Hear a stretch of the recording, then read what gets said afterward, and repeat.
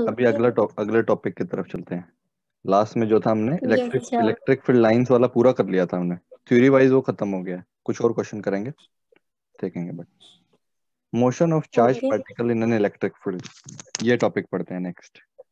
तो motion of charge particle, हाँ। आपको क्या क्या पता है कि इलेक्ट्रिक फील्ड में क्या होगा? जब भी कोई इलेक्ट्रिक फील्ड हो, यूनिफॉर्म हो फोर्स या होएगा। नॉन यूनिफॉर्म हो या यूनिफॉर्म हो, ठीक है। हाँ। तो हम सबसे पहले देख लेते हैं, नॉन यूनिफॉर्म में हमारे लिए इजी है, नहीं इन यूनिफॉर्म में इजी है हमारे लिए। उसमें तो फोर्स आ जाएगा। हाँ, क्योंकि नॉन यूनिफॉर्म में क्या पता चले, या तो इलेक्ट्रिक फील्ड चेंज होगा नॉन यूनिफॉर्म में, ठीक है। ये कौन सा सबसे इजी स्टडी करना है हमारे लिए, इलेक्ट्रिक फील्ड जब कैसा हो। फिर इसमें हम ये भी पढ़ेंगे क्या, टॉर्क वर्क? नहीं, इसके अंदर नहीं। अभी सिंगल चार्ज है, डायपोल का नहीं पढ़ रहे हैं, डायपोल इन इलेक्ट्रिक फील्ड नहीं पढ़ रहे हैं। अच्छा हाँ, उसमें था। ओके।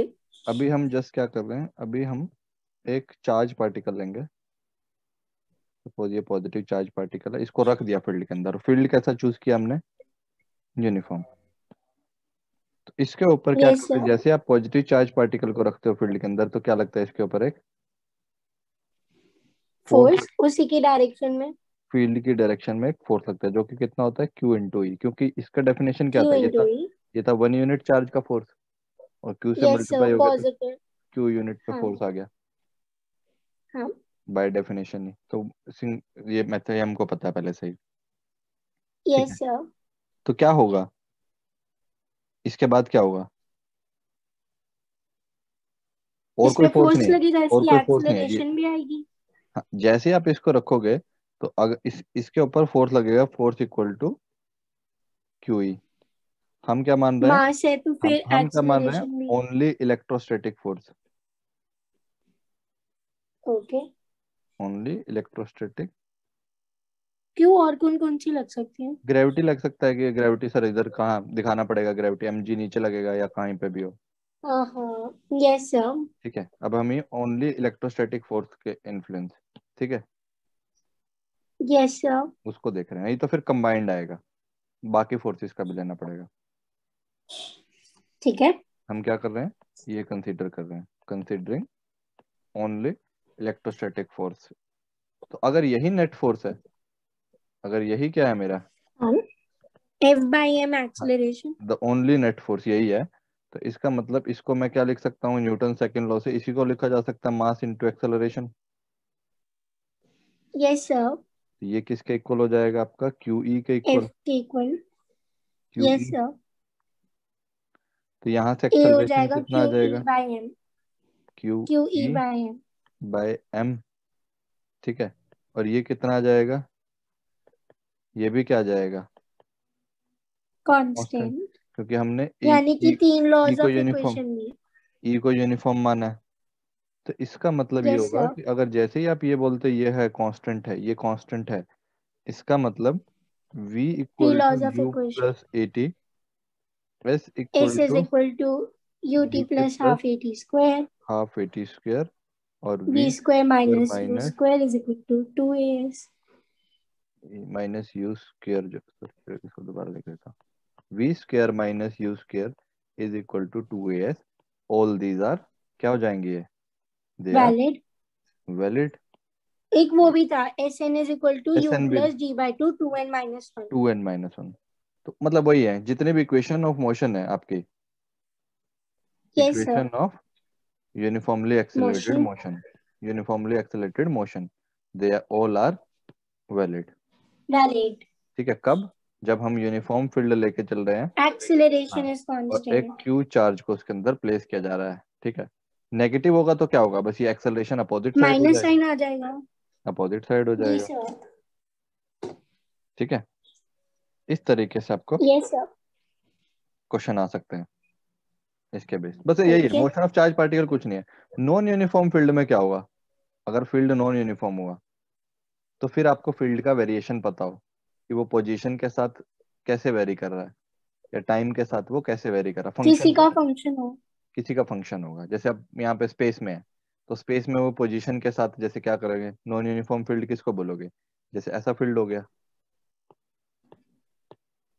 Yes, sir. आपको पता हो कि ये जैसे जैसे आप इस ये सपोज आपका एक्सिस है तो एक्स के साथ जा रहे हो तो फील्ड का स्ट्रेंथ कितना हो रहा है, डिपेंडेंसी पता हो। हाँ। ठीक है, तो फील्ड नॉन यूनिफॉर्म अगर हुआ, वो भी लिख देता हूँ। ठीक है, तब क्या होगा उस केस में? What if electric field is non uniform?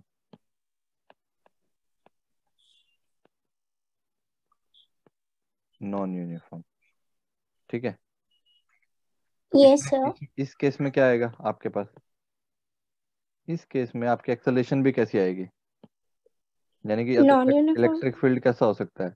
It can be either function of position और it can be a function of time Time. और बोथ।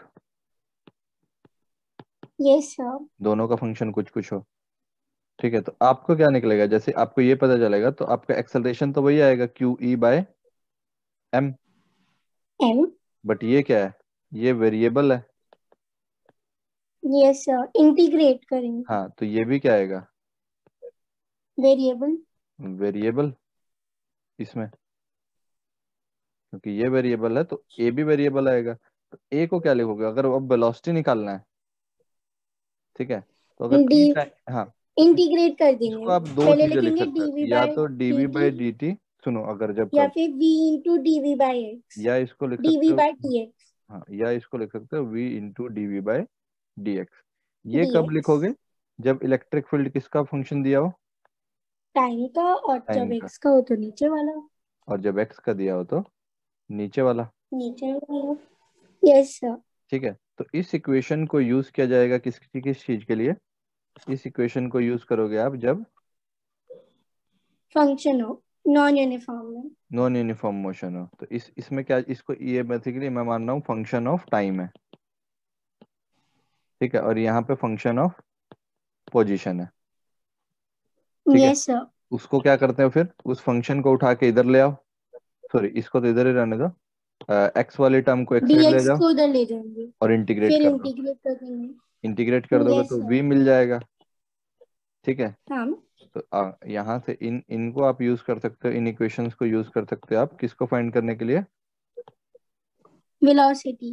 वेलोसिटी को फाइंड करने के लिए। ठीक है, और वेलोसिटी से टाइम पे जाना है, तो वेलोसिटी को आगे क्या लिखा जा सकता है? dx by dt। dt.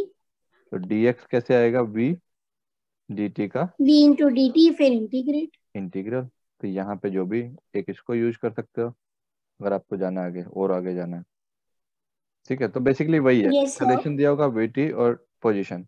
अगर आपको ये दिया है तो यहाँ पहुंच सकते हो और उससे यहाँ पहुंच सकते हो, कैसे? इंटीग्रेट करके। ठीक है, हाँ. और इधर जाने का पता होता है, इधर कैसे जाते हो आप? डिफरेंशिएट करके। सीधा डिफरेंशिएट और सीधा फिर उल्टा डिफरेंशिएट कर जाते हैं दो। तो इंटीग्रेट.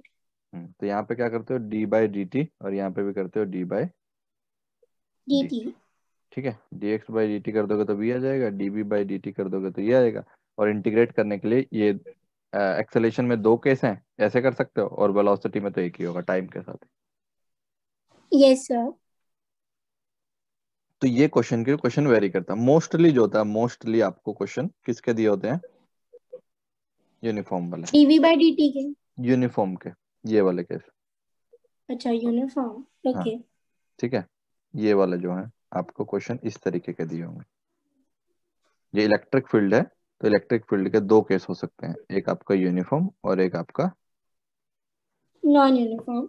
Non uniform. तो मैंने आपको ये बता दिया कि दिए कौन मोस्टली आपके केसेस कौन से होते हैं, यूनिफॉर्म फील्ड वाले, और यूनिफॉर्म मोशन. नॉन यूनिफॉर्म वाले भी हो सकते हैं कुछ केसेस यस में। सर. ठीक है, अब आपको क्वेश्चन देखो किस तरीके से आते हैं, एक क्वेश्चन करके बताता हूँ तो आपको सब दिमाग में आ जाएगा कि क्या हो रहा है सिचुएशन। जैसे आप ये ले लो, एक प्लेट ये है, एक प्लेट ये है।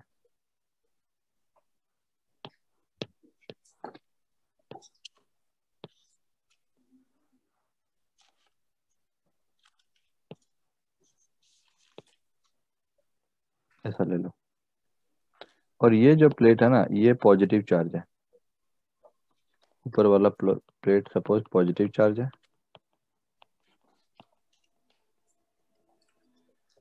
और ये वाला प्लेट नेगेटिवली चार्ज है। ठीक है, इसकी डेंसिटी कितनी है सिग्मा। ठीक है, तो इसकी कितनी होगी माइनस -सिग्मा। सिग्मा। ठीक है, और कंडक्टिंग प्लेट है तो एक यस ही सर। साइड आ जाएगा चार्ज, क्योंकि ये उसको अटैक करेगा और ये उसको अटैक करेगा, तो सारा एक साइड आ जाएगा। पास में रखें।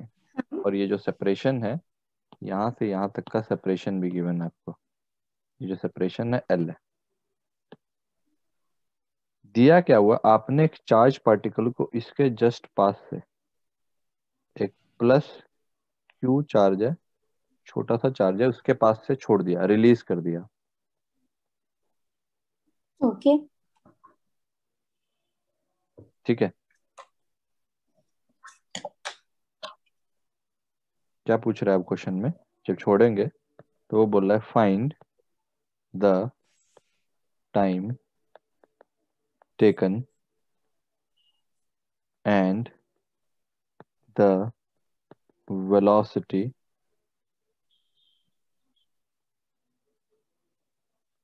gain when the charge q, जो ये चार्ज दिया हुआ है, when the charge q hits the lower plate, plate आएगा sorry, hits the lower plate। ठीक है, मास क्या लेना है, मास ले लो इसका m, और ग्रेविटी को कर दो निगलेक्ट, निगलेक्ट ग्रेविटी, मतलब mg को निगलेक्ट कर दो।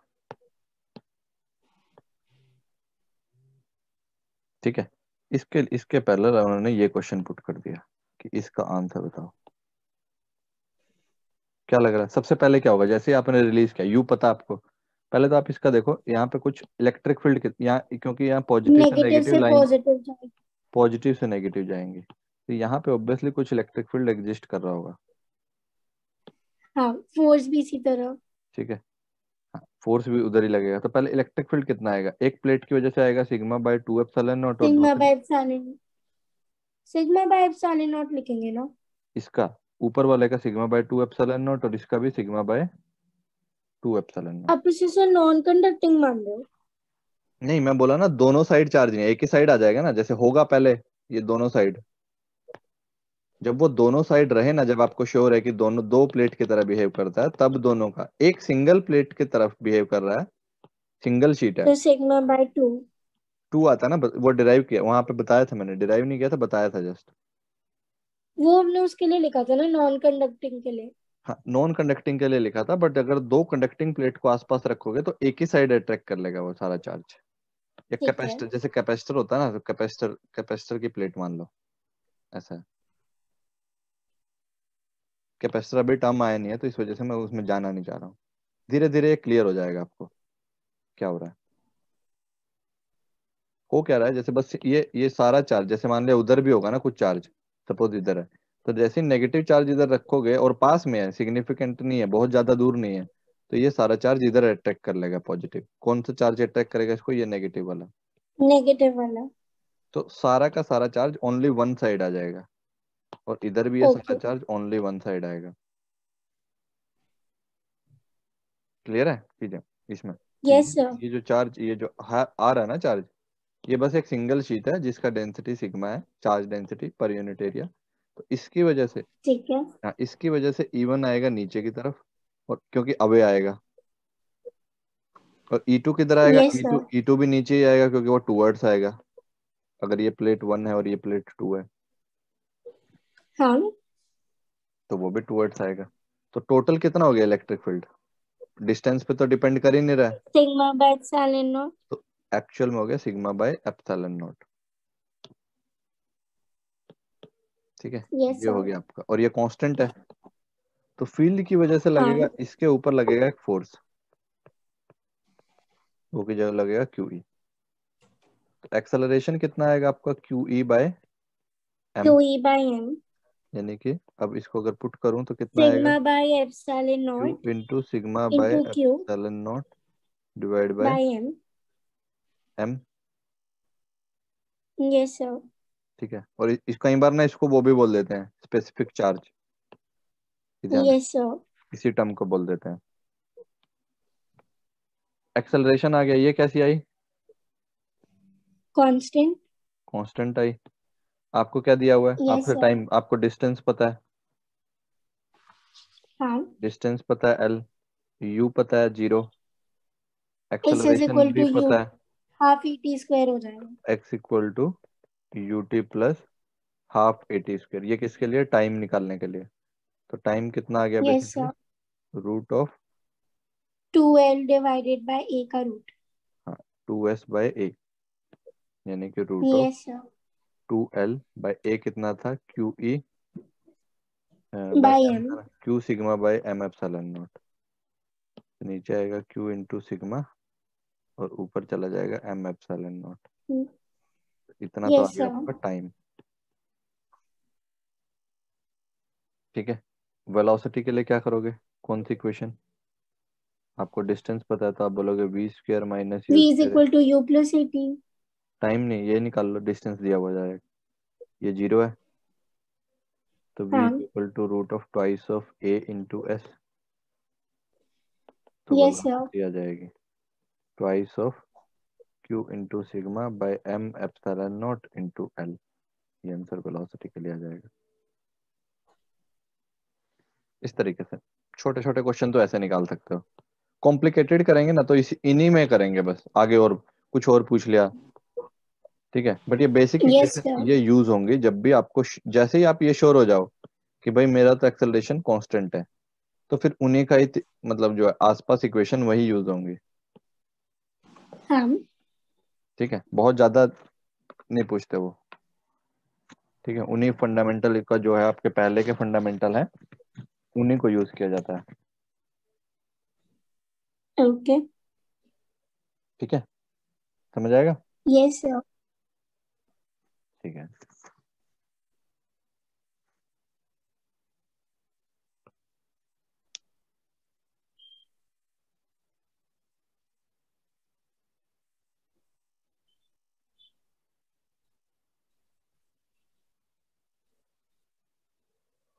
हम्म, और क्वेश्चन करें? एक और करते हैं कि और किस तरीके का आ सकता है आपके पास। जैसे इसको आप किस चीज से रिलेट कर सकते हो? इसको आप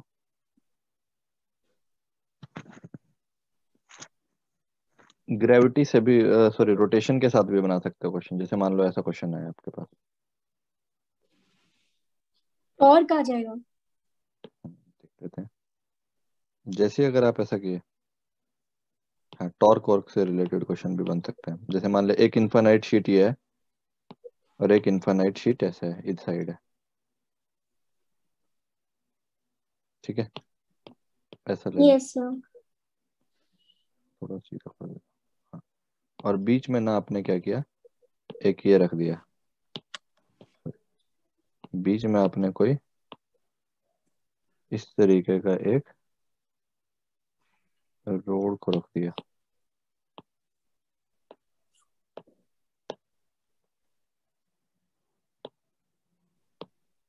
थोड़ा छोटा कर देते, इस तरीके का रख दिया, कहीं पे भी रख दो बीच में। और इसको आपने क्या कर दिया, यहाँ पे प्योट से हैंग कर दिया। इसके ऊपर पॉजिटिव चार्ज है, कंडक्टिंग प्लेट है एक, और इसके ऊपर नेगेटिव चार्ज है, ऐसा एक प्लेट है, ठीक है। और ये जो रोड Yes, है, sir. ये भी पॉजिटिव चार्ज है। ये कोई नॉन कंडक्टिंग रोड है, इंसुलेटेड रोड। इसके ऊपर ट्रेवल चार्ज इधर उधर नहीं जा सकता। कैसी है? इंसुलेटेड रोड, जिसके ऊपर पॉजिटिव चार्ज है, हाँ. ठीक है। मतलब जहां पे है चार्ज वहीं पे है, बस थिन है, thin Yes, sir. Insulated road, मतलब बस एक चार्ज का स्ट्रिप है, 2 छोटा। सिग्मा बाय 2 एप्सिलॉन नॉट हो जाएगा. इसकी वजह से नहीं, इसके ऊपर तो चार्ज है, ये तो इसका तो इफेक्ट स्टडी कर रहे हैं। इसकी लेंथ एल है, यहाँ पे रोड का लेंथ कितना दिया हुआ है, ये रोड का लेंथ एल है, और इसका मास जो है m है। ठीक है, ये चार्ज इसके ऊपर q है। चार्ज, लेंथ, एल, मास, यहाँ का दिया हुआ है सिग्मा, और यहाँ पे वैल्यू दी हुई है आपको माइनस सिग्मा। डेंसिटी दी हुई है। कैसी रोड है ये? कंडक्टिंग। कंडक्टिंग। कंडक्टिंग रोड है। अब ये समझ आया? अब इस सिचुएशन में अब वो क्या क्वेश्चन पूछ रहा है आपके पास, जैसे ही आप इसको रखोगे तो क्या होगा? ये रोड यहाँ थोड़ी रहेगी, ये तो घूमने लग जाएगी। Yes sir. जैसे आप इसको यहाँ रखोगे, इसके ऊपर फोर्स किधर से लगेगी? ये पॉजिटिव इसको अवे अवे भेजेगा और नेगेटिव अट्रैक्ट करेगा, तो ऐसे घूमने लग जाएगी। टुवर्ड्स करेगा। हाँ। ये घूमने लग जाएगी तो ऐसे नीचे की तरफ गिर जाएगी, गिरने की कोशिश करेगी। Yes sir. तो ये यहाँ से ये ऐसा आएगी, तो इसके अंदर रोटेशन आ रहा है। हाँ। तो रोटेशन आ रहा टॉर्क है आ तो कुछ जाएगा। ओमेगा भी आएगा। ओमेगा आएगा तो अल्फा भी आएगा। Yes sir. ऐसा आएगा क्यों? क्योंकि इसकी वजह से यहाँ पे एक फोर्स लगेगी। Yes sir. कौन सा फोर्स लगेगा? फोर्स किधर लगेगा? अवे। हाँ। वो कुछ डिस्टेंस पे भी होगा, तो it will produce a rotational effect, जिसको बोलते हैं torque. R cross F. R cross F. तो हम वो देख लेते हैं पहले। तो क्वेश्चन क्या पूछ रहा है, पहले क्वेश्चन देख लो। तो पूछेगा find the initial acceleration, initial acceleration of the road. ठीक है, इसका एक्सेलरेशन। Yes sir. अब ये तो रोटेट करेगी ना, इनिशियल एक्सेलरेशन पूछा है। अगर एंगुलर एक्सेलरेशन लिखा होता तो अल्फा पूछता। हाँ। एक्सेलरेशन पूछ रहा है मतलब सेंटर ऑफ मास की पूछ रहा है, क्योंकि रोड तो पूरी तो रोटेट करेगी, हर एक पॉइंट का टेंजेंशियल एक्सेलरेशन अलग होगा। Yes sir. क्योंकि ये तो रेस्ट पे ही होगा, ये वाला पॉइंट तो ये तो मूव ही नहीं करेगा, नीचे वाला तो। हाँ।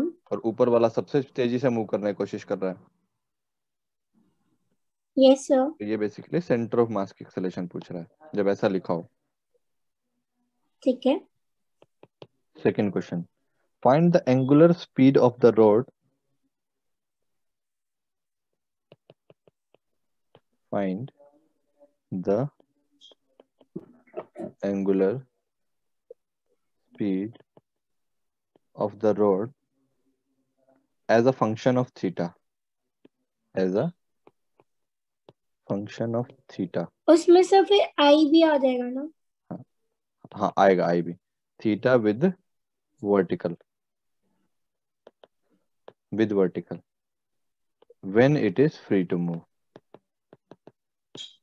when it is L F sine theta by I. free to move। देखते हैं, अभी क्वेश्चन देखते हैं, आराम से समझ, इसको समझना।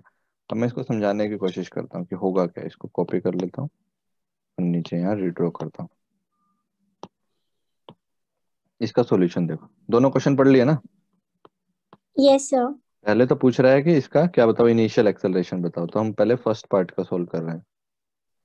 तो इनिशियल एक्सेलरेशन में देखो होगा क्या। इन सबको हटा देता हूँ यहाँ से भी, क्योंकि हमें कोई पता है होगा क्या। इसका एक इलेक्ट्रिक फील्ड है, कितना? अगर ये सिंगल साइड है, सिर्फ ये देखो चार्ज होगा दोनों साइड सिग्मा होना। बाय टू एप्सिलॉन हाँ, नॉट। क्योंकि हाँ। देखो, अगर सिर्फ आइसोलेटेड रहती ना, एक एक कंडक्टिंग रहता, तो दोनों साइड चार्ज होता। यस आप सर। सीधा लिख देते sigma by epsilon not, epsilon not. क्योंकि दोनों शीट का कंबाइंड इफेक्ट आता है। अब क्योंकि वो एक साइड आ जाता है, बाहर चार्ज जीरो रहता है, दो प्लेट को आसपास रखते हो जब, ठीक है, हाँ। रिफ्लेक्टेड। तो इन केसेस में अब आपका इसकी वजह से सिग्मा बाय टू, उसकी वजह से सिग्मा बाय टू, तो कितना आ जाएगा? Sigma by sigma by epsilon not. Epsilon not. ये है total electric field, E net है ये। Sigma by epsilon not into M, नीचे डिनोमिनेटर में। नहीं, sigma by epsilon not M. किस वजह से? एम क्यों? एक्सेलरेशन। एक्सेलरेशन। अभी फोर्स तो निकालो पहले। तो फोर्स अगर आप सीधा ही मान रहे हो कि सीधा टोटल इनटू क्यू लगेगा, हो जाएगा। हाँ, लगेगा सिग्मा तो। Into Q by epsilon not M. सोच ठीक रहे हो आप, देखो एक बार ध्यान से। फिर भी अब ये देखो, हर एक यहाँ पे हर चार्ज के ऊपर फोर्स लगेगा, इस पे भी लगेगा, इस पे भी लगेगा, इस पे भी लगेगा। Yes sir. बट ये चार्ज जो है, ये वाला जो चार्ज है ये दूर है, ये वाला चार्ज जो है पास है। ऐसे हाँ। देखें, ये वाला चार्ज जो है ये तो पास में है। यहाँ देख लो इसको, ये वाला जो चार्ज है ये वाला चार्ज पास एक्सिस में। के पास में है और ये वाला चार्ज एक्सिस से दूर है। Yes sir. और फोर्स दोनों पे लगना है। हाँ। इसका मतलब उसके ऊपर जो फोर्स लगा, इसके अगर मान लो ये डी क्यू एलिमेंट है, ये है डी क्यू चार्ज, छोटा चार्ज, ये वाला चार्ज, यस सर। इसके ऊपर फोर्स कितना लगेगा ये बताओ। आप बोलोगे फोर्स क्यू, फोर्स हो जाता है E in into Q. D Q into E. Yes sir. ठीक है, और और ये किस, E हमें पता है हाँ, सिग्मा बाय एप्सिलॉन नॉट है, तो sigma D by Q epsilon. Into sigma by epsilon not. अब जो है हमको ये पता है कि ये इसको टोटल तो आगे नहीं लेके जा सकता, रोड को उठा के ऐसा नहीं भगा सकते आप। Yes sir. क्यों? क्योंकि रोड के ऊपर नॉर्मल क्योंकि रिएक्शन वो कहाँ से, फिक्स्ड है। यहाँ से नॉर्मल रिएक्शन मिल जाएगा उसको इधर की तरफ, N X N Y yes आते सर। थे ना, हाँ। तो वो तो उसको आगे जाने नहीं देगा, फिक्स है। बट ये जो है ये अब इसको रोटेशनल इफेक्ट जरूर प्रोवाइड कर सकता है क्योंकि एक्सिस से नहीं पास कर रहा है। तो सपोज अब ये यस मानना सर। पड़ेगा, सपोज ये इससे एक्स डिस्टेंस दूर है, आपको ये रोटेशनल इफेक्ट चाहिए तो आप इसको मानना पड़ेगा कि एक्स डिस्टेंस दूर है। तो हाँ। इस छोटी फोर्स की वजह से, इस छोटी फोर्स की वजह से एक छोटा रोटेशनल इफेक्ट आएगा, टॉर्क, छोटा टॉर्क, तो डी टाउ आएगा, yes sir. D F into x. X cross F. क्योंकि ये कौन सा डिस्टेंस है, ये परपेंडिकुलर डिस्टेंस भी है। Yes sir. ठीक है, तो अब डी एफ की वैल्यू पुट करो, कितना टॉर्क लग रहा है, छोटा torque, Q into D Q Q. Into sigma divided by epsilon not. अब बोलोगे डी क्यू इंटू ई और यस इंटू सर। एक्स, ये आ जाएगा। हाँ। अब टोटल टॉर्क निकालना है, ऐसे कितने, ऐसे ऐसी कितनी फोर्स लग रही होंगी, ऐसी कितनी फोर्स लग रही होंगी। इनफिनाइट। आप तो बोलोगे ये तो सर यहाँ भी लग रही है, ये यहाँ भी लग रही है, ऐसे तो D Q one, D Q two, D Q three, बहुत सारे एलिमेंट है। इनफिनाइट हो जाएगा, इंटीग्रेट कर देंगे। इंटीग्रेट कर देंगे। ठीक है, तो आप जो है अब क्या करने की कोशिश करोगे, उसको इंटीग्रेट करने की कोशिश करोगे टोटल टॉर्क यस निकालने सर। के लिए, ताकि आपको पूरा वो पता चल जाए। हाँ। ठीक है, ये आ सकता है ऐसा। Yes sir. उससे अगर टोटल टॉर्क निकाल दिए तो उसको क्या लिख दोगे, आई इंटू अल्फा। यस सर, फिर आई इंटू अल्फा लिख देंगे और फिर अल्फा हो जाएगा जो भी है अपॉन आई। टोटल आंसर आ जाएगा आपका, अगर वैसे से निकालना चाह रहे हो।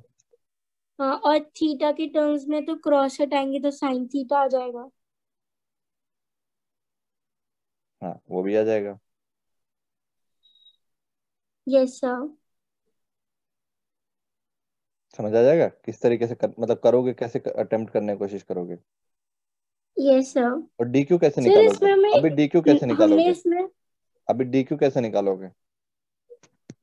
अगर क्यू चार्ज के लिए लेंथ एल है तो डी क्यू के लिए हो जाएगा D Q into L by Q. नहीं नहीं, इसका कुछ लेंथ तो मानना पड़ेगा ना इस चार्ज का, इसका कुछ लेंथ लेकर चलना पड़ेगा ना आपको, ये एलिमेंट का कितने कितने लेंथ का एलिमेंट है, तो आप इसको dx ले लो, ये dq चार्ज है, ये dq चार्ज है, और यहाँ पे एलिमेंट है आपका dx लेंथ का, डी ताकि, एक्स। हाँ, ताकि dq निकालने वक्त आपको दिक्कत ना आए कि total charge per unit length into my desired length. Yes sir. ठीक है, फिर क्या किया, देखो सबसे पहले हमने निकाला चार्ज, फिर उसके ऊपर निकाला हाँ। हमने फोर्स, सबसे पहले ये निकाला, फिर हम निकाल रहे हैं उसके ऊपर छोटा फोर्स, वो कितना आएगा, D Q into, D Q into E. D Q into E. ठीक है, फिर हम निकाल रहे हैं उसके ऊपर छोटा टॉर्क, और फिर टॉर्क को टोटल कर दे रहे हैं। अब आपका देखो क्वेश्चन ये भी आ सकता था कि सर बेटर है ना हम टोटल फोर्स ही निकाल लें पहले, और फिर हम उसको टॉर्क निकालें। Yes sir. तो टोटल, अगर देखो टोटल फोर्स निकालना कोई मुश्किल नहीं है, इसको इंटीग्रल करना है बेसिकली, तो ई तो बाहर ही आ जाएगा बेसिकली, क्यू इंटू ई आएगा आंसर, कोई दिक्कत नहीं है, ये क्यू इंटू सेम ही ई, हो जाएगा। क्यू इंटू ई आएगा। बट यहाँ पे दिक्कत क्या होगी कि इसको फोर्स को मारने कहाँ, ये कहाँ पे लग रहा है, ये तो पूरी लेंथ पे लग रहा था, तो नेट कहाँ माने, पॉइंट ऑफ एप्लीकेशन क्या दें, यस सर। तो पॉइंट ऑफ एप्लीकेशन कहाँ पे दोगे उसमें थोड़ी दिक्कत सोचने में आ जाएगा। अगर देखो आप मान तो सकते हो सेंटर ऑफ मास पे भी, हाँ बट यहाँ तो हमने एज्यूम नहीं किया ना, ऐसा अजम्पशन नहीं लिया ना कि सेंटर ऑफ मास पे लगेगा, यस सर, वो तो कोई भी एलिमेंट ले लिया। वो तो रेंडमली कोई एलिमेंट लिया, dx लेंथ का एलिमेंट लिया x लेंथ पे, हमने उसके ऊपर फोर्स निकाला, वो तो यही लगेगा, यस सर। वो तो टॉर्क भी इतना ही प्रोड्यूस करेगा क्योंकि हमने x डिस्टेंस के दूरी हाँ। पे लिया है, तो टॉर्क इतना ही है अभी तो। Yes sir. और टोटल टॉर्क हमें क्योंकि अल्फा निकालना है, तो हमारे लिए टोटल टॉर्क निकालना इंपॉर्टेंट है, टोटल एक्सेलेरेशन इंपॉर्टेंट नहीं है। Yes sir. ठीक है, तो अगर आप इसको अगर इंटीग्रेट करने की कोशिश करोगे यहाँ से, तो आप इस तरीके से लिखोगे कि डी टाउ जो है is equal to, value put कर दोगे मास पर unit length into D X into E into X, yes हमने सर। डी क्यू की वैल्यू पुट कर दी, तो टोटल टॉर्क टाउ टोटल, तो कितना आएगा, integral of Q by L E into x into D x. हाँ, ये बाहर आ जाएगा, और क्यू कहाँ से बाय एल कहाँ, इंटू कहाँ से ए, कहाँ जाएंगे, कांस्टेंट है 0 टू एल तक, एल तक। तो tau total, tau L square bye 2 हो जाएगा, और फिर मल्टीप्लाई बाय ये कांस्टेंट, क्यू बाहर, एल बाहर, ई बाहर, ई बाहर, और फिर एल स्क्वायर बाय 2 हो जाएगा, एल स्क्वायर बाय 2, और ये भी कट जाएगा, तो क्यू ई और इंटू एल बाय 2। इंटू, तो आप लिख देते Q E into L by 2। अभी यस इंटीग्रेशन सर। से आ गया ना हाँ। ऐसा आंसर कि टॉर्क कितनी। अब आप अगर सोचते कि सर ऐसा क्यों किया, हम ये भी तो मान सकते थे कि टोटल फोर्स हमें पता था कि क्यू ई आने वाला है इसका इंटीग्रेशन, तो यस सर। आप ये भी तरीका कर सकते थे कि क्यू ई को मान लें और सेंटर ऑफ मास से तो वो एल बाई 2 ही डिस्टेंस पे रहेगा, हाँ। तो तब भी आंसर आपका Q E into L by 2 आता, बट वो अजम्पशन होता कि हमने माना ऐसा, हाँ, कि सेंटर ऑफ मास पे लग रहा है। लग रहा है क्योंकि हमें टोटल फोर्स तो पता है कितना लगेगा इधर, बट कहाँ लगेगा वो नहीं लेकिन पता। इसका ये नहीं दिक्कत, हाँ पता। दिक्कत तब हो जाती है अगर ये चार्ज जो है वेरी करता, अभी तो कांस्टेंट यूनिफॉर्मली डिस्ट्रीब्यूटेड है, ये जो चार्ज है कैसा है, यस सर। यूनिफॉर्मली डिस्ट्रीब्यूटेड है, बट यूनिफॉर्मली अगर, डिस्ट्रीब्यूटेड। हाँ बट अगर ऊपर ज्यादा चार्ज होता और नीचे कम होता, तब फिर आपका वो फॉर्मूला नहीं चलता। Yes sir. ठीक है, तब थोड़ा सा दिक्कत आ जाती है उसके अंदर। ठीक है, तो इसलिए मैंने क्या किया, मैंने कोई assumption नहीं लिया, मैं टॉर्क ही निकाल लिया, टोटल टॉर्क इंटीग्रेशन करके। और टाउ टोटल ठीक को है। क्या लिख सकते हैं, summation of all the torque, क्या होता है, आई इंटू अल्फा।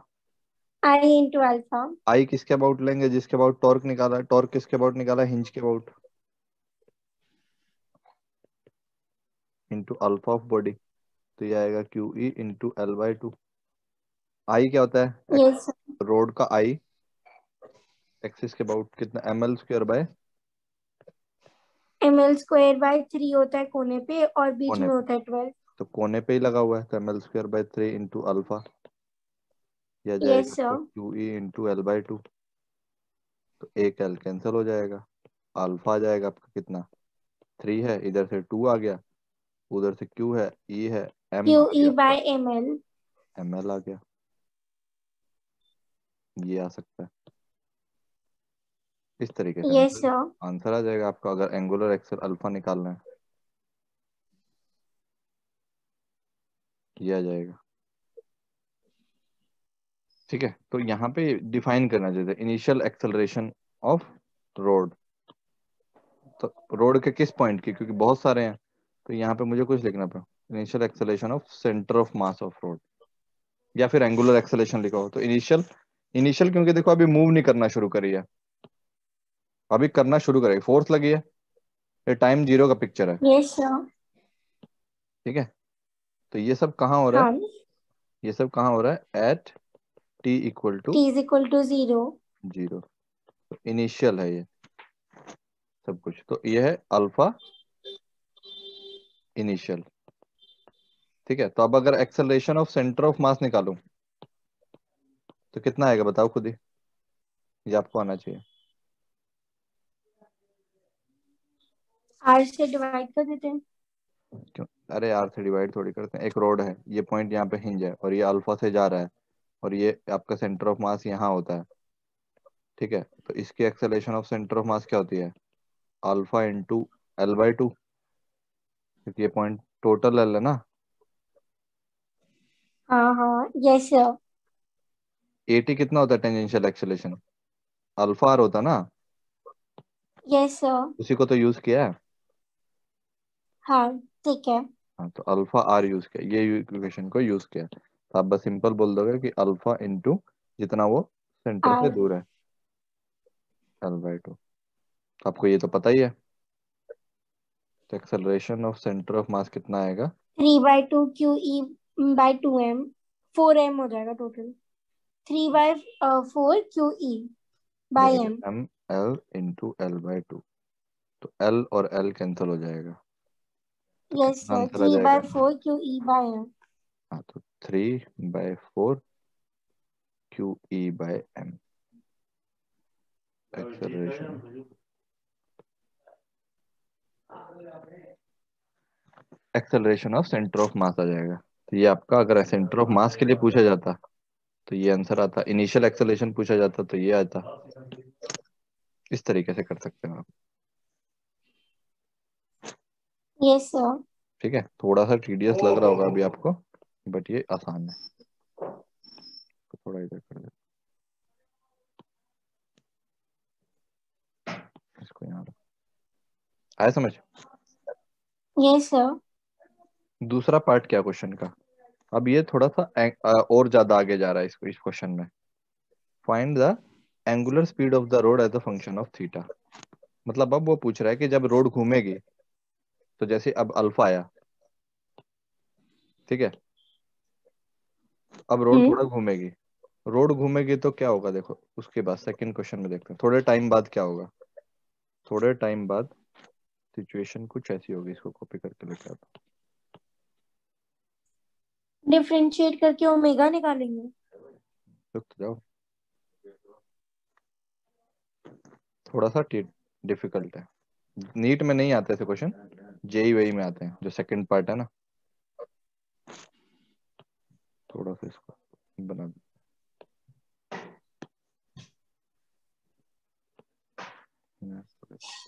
हाँ, अब देखो क्या होगा। ये तो सारा टाइम जीरो पे था जब इनिशियल, जब भी कर रहे थे। Yes sir. अब होगा क्या, सिचुएशन क्या है, ये तो टाइम जीरो पे यहाँ था रोड। थोड़े टाइम बाद सिचुएशन कुछ ऐसा होगा कि रोड इधर आएगा, ऐसा होगा ना। Yes sir. ये होगा इस तरीके से आएगा, ये रोड होगा। ठीक है, हाँ। और ये जो सिचुएशन है ये कुछ यहाँ पे आ जाएगी। थीटा ये वाला एंगल है अभी भी, बट जो फोर्स लगेगा वो तो ई तो यूनिफॉर्म है। अभी भी कोई डी क्यू एलिमेंट लोगे ना यहाँ पे, ये वाला D Q element, yes sir. तो इस पे फोर्स तो किधर लगेगा अभी भी? Q/E। हाँ, फोर्स अभी भी इधर लगेगा, तो आप बोलोगे डी क्यू इंटू ई, छोटा फोर्स। Yes sir. ठीक है, बट अब ये डिस्टेंस जो है एक्स ये हो जाएगा आपका। तो इसका वो लेना पड़ेगा, एक्स हाँ, कॉस थीटा।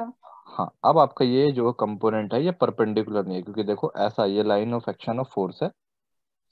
Yes sir. तो इस टाइम पे जो डी टाउ टॉर्क लगेगा वो क्या लगेगा, जो भी डी एफ है इंटू एक्स परपेंडिकुलर लगता है, और एक्स परपेंडिकुलर एक्स तो ये कॉस वाला थीटा। डिस्टेंस है। हाँ, यस सर। तो एक्स कॉस थीटा, अगर वो थीटा परपेंडिकुलर के साथ है, तो आप इसको लोगे कि जो आपका है ये वाला आपका टॉर्क में जो देखो। आएगा, ये आएगा x cos theta. This will be your perpendicular distance. Yes sir. ये लेना पड़ेगा आपका परपेंडिकुलर डिस्टेंस। तो छोटा टॉर्क जो निकलेगा वो आएगा आपका D Q into D Q into E into x cos theta. X cos theta. तो थीटा के फंक्शन आने लगेंगे, देखो डी टाउ थीटा का फंक्शन आ रहा है, तो ऑब्वियसली टॉर्क भी थीटा का फंक्शन आएगा। Yes sir. आएगा ना, ऑब्वियस यही है। Yes sir. तो अगर आप इसमें निकालोगे, ये किसी गिवन थीटा पे, मतलब आपने फोटो ले लिया कोई भी टाइम थीटा पे, आपने फोटो देखा, ऐसा दिख रहा था फोटो, और ये चल रहा है अभी, कुछ अल्फा है इसके पास, हाँ। कुछ इसका ओमेगा भी आ गया है, यस सर। क्योंकि चलते चलते आपने बस बीच में फोटो लिया, वो चल तो रही था, आपने फोटो लेके रोक के देखा, तो रोक के देखें। और ये डी क्यू कितना होगा अभी भी, ये जो चार्ज है डी क्यू, ये तो वही होगा charge per unit length. Q by. हाँ, यस सर। ये होगा charge per unit length into जो उसका लेंथ होगा डीएक्स, इंटू डी एक्स। क्योंकि डीएक्स तो अभी यस ये सर। टिल्टेड वाला डीएक्स है, जो छोटा लेंथ। हाँ। तो अगर डी टाउ को लिखोगे, तो अगर डी टाउ के सारे वैल्यू पुट कर दो, तो आप लिखोगे charge per unit length into length, D X. ये तो हो गया ये। ई की वैल्यू पुट कर दूंगा, तो ये आएगा sigma by epsilon, sigma by, epsilon not. तो इसके लिए आप पुट करोगे sigma by epsilon not. X दिख रहा है, कोस थीटा दिख रहा है, ठीक है। Yes sir. अब इस टाइम पे क्या चीजें जो है बाहर आएंगे, अगर इंटीग्रल, अगर टोटल निकालना है इस टाइम पे, अल्फा निकालोगे, हाँ। तो अल्फा के लिए टोटल टॉर्क निकालना पड़ेगा। Yes sir. तो नेट टॉर्क नेट इतना है, इंटीग्रेशन, इंटीग्रेशन किसका होगा, Q by L sigma by epsilon not cos theta into x into D x, ऐसा है।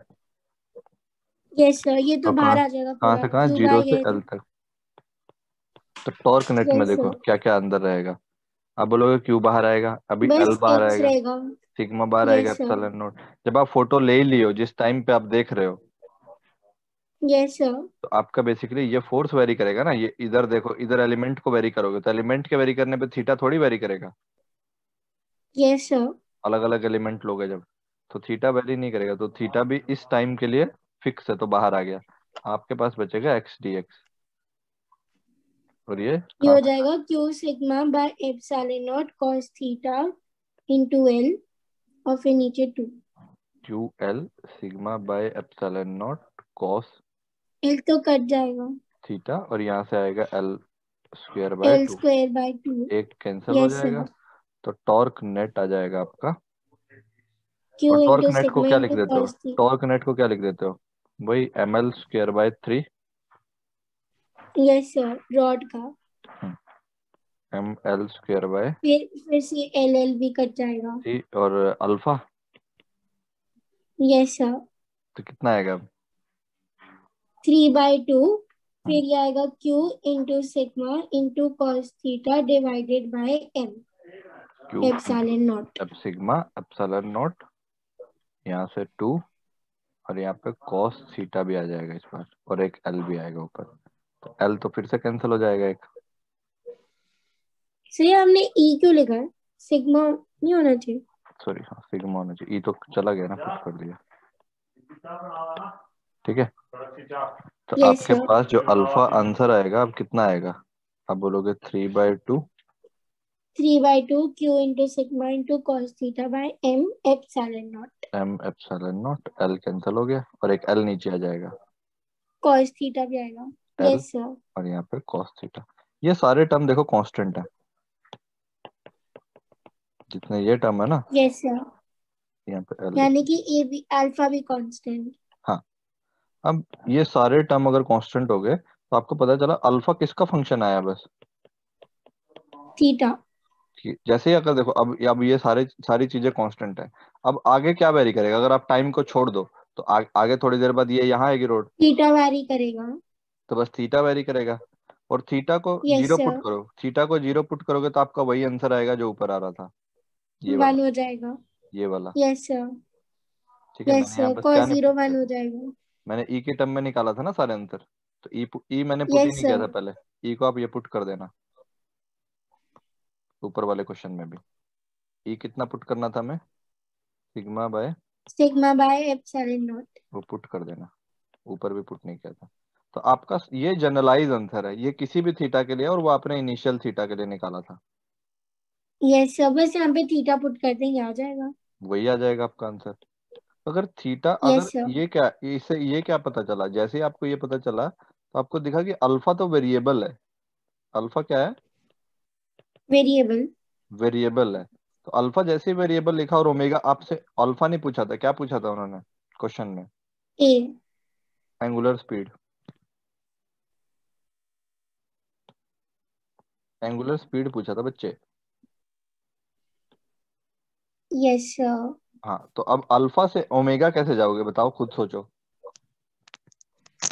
आपके पास दो चॉइस हैं, या तो आप जा सकते हो D omega by D T लिख के, या आप जा सकते हो omega d omega by d theta लिख के। थीटा वाला कर लेंगे ना, क्यों? क्योंकि वो अब क्योंकि थीटा का ही फंक्शन है ये। थीटा का फंक्शन आ रहा है, तो ये नहीं जाओगे। ये भी आपको समझ आने लग गया ना धीरे धीरे, कि आप यस ऐसे नहीं सर। जाओगे क्योंकि फंक्शन टाइम का नहीं है, आप ऐसे जाओगे। तो व्हाट यू विल प्रेफर, आप इस इक्वेशन से अगर जाना चाहो, आगे प्रोसीड करना चाहोगे, तो आप लिखोगे alpha can be written as omega d omega by d theta. वही v d we by D x लिखते हैं ना एक्सेलेशन को, उसी से लिखा है बस। Yes sir.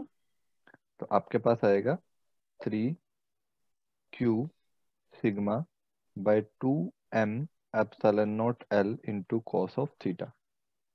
सारे थीटा वाले थीटा टर्म को उधर इसमें। ले जाएंगे। हाँ, थीटा को उधर ले जाओ।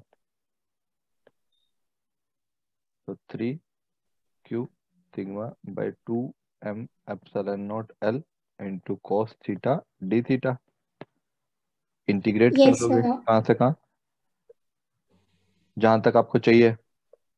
जीरो से हाँ। थीटा, किसी भी थीटा पे पूछा थीटा, और initial angular yes velocity sir. कितनी थी? जीरो थी। और अभी कितनी है? कोई ओमेगा, रैंडम, हाँ। जो भी पहुंच रहे हैं। तो बस वैल्यू पुट ओमेगा कर, स्क्वायर बाय 2 हो जाएगा।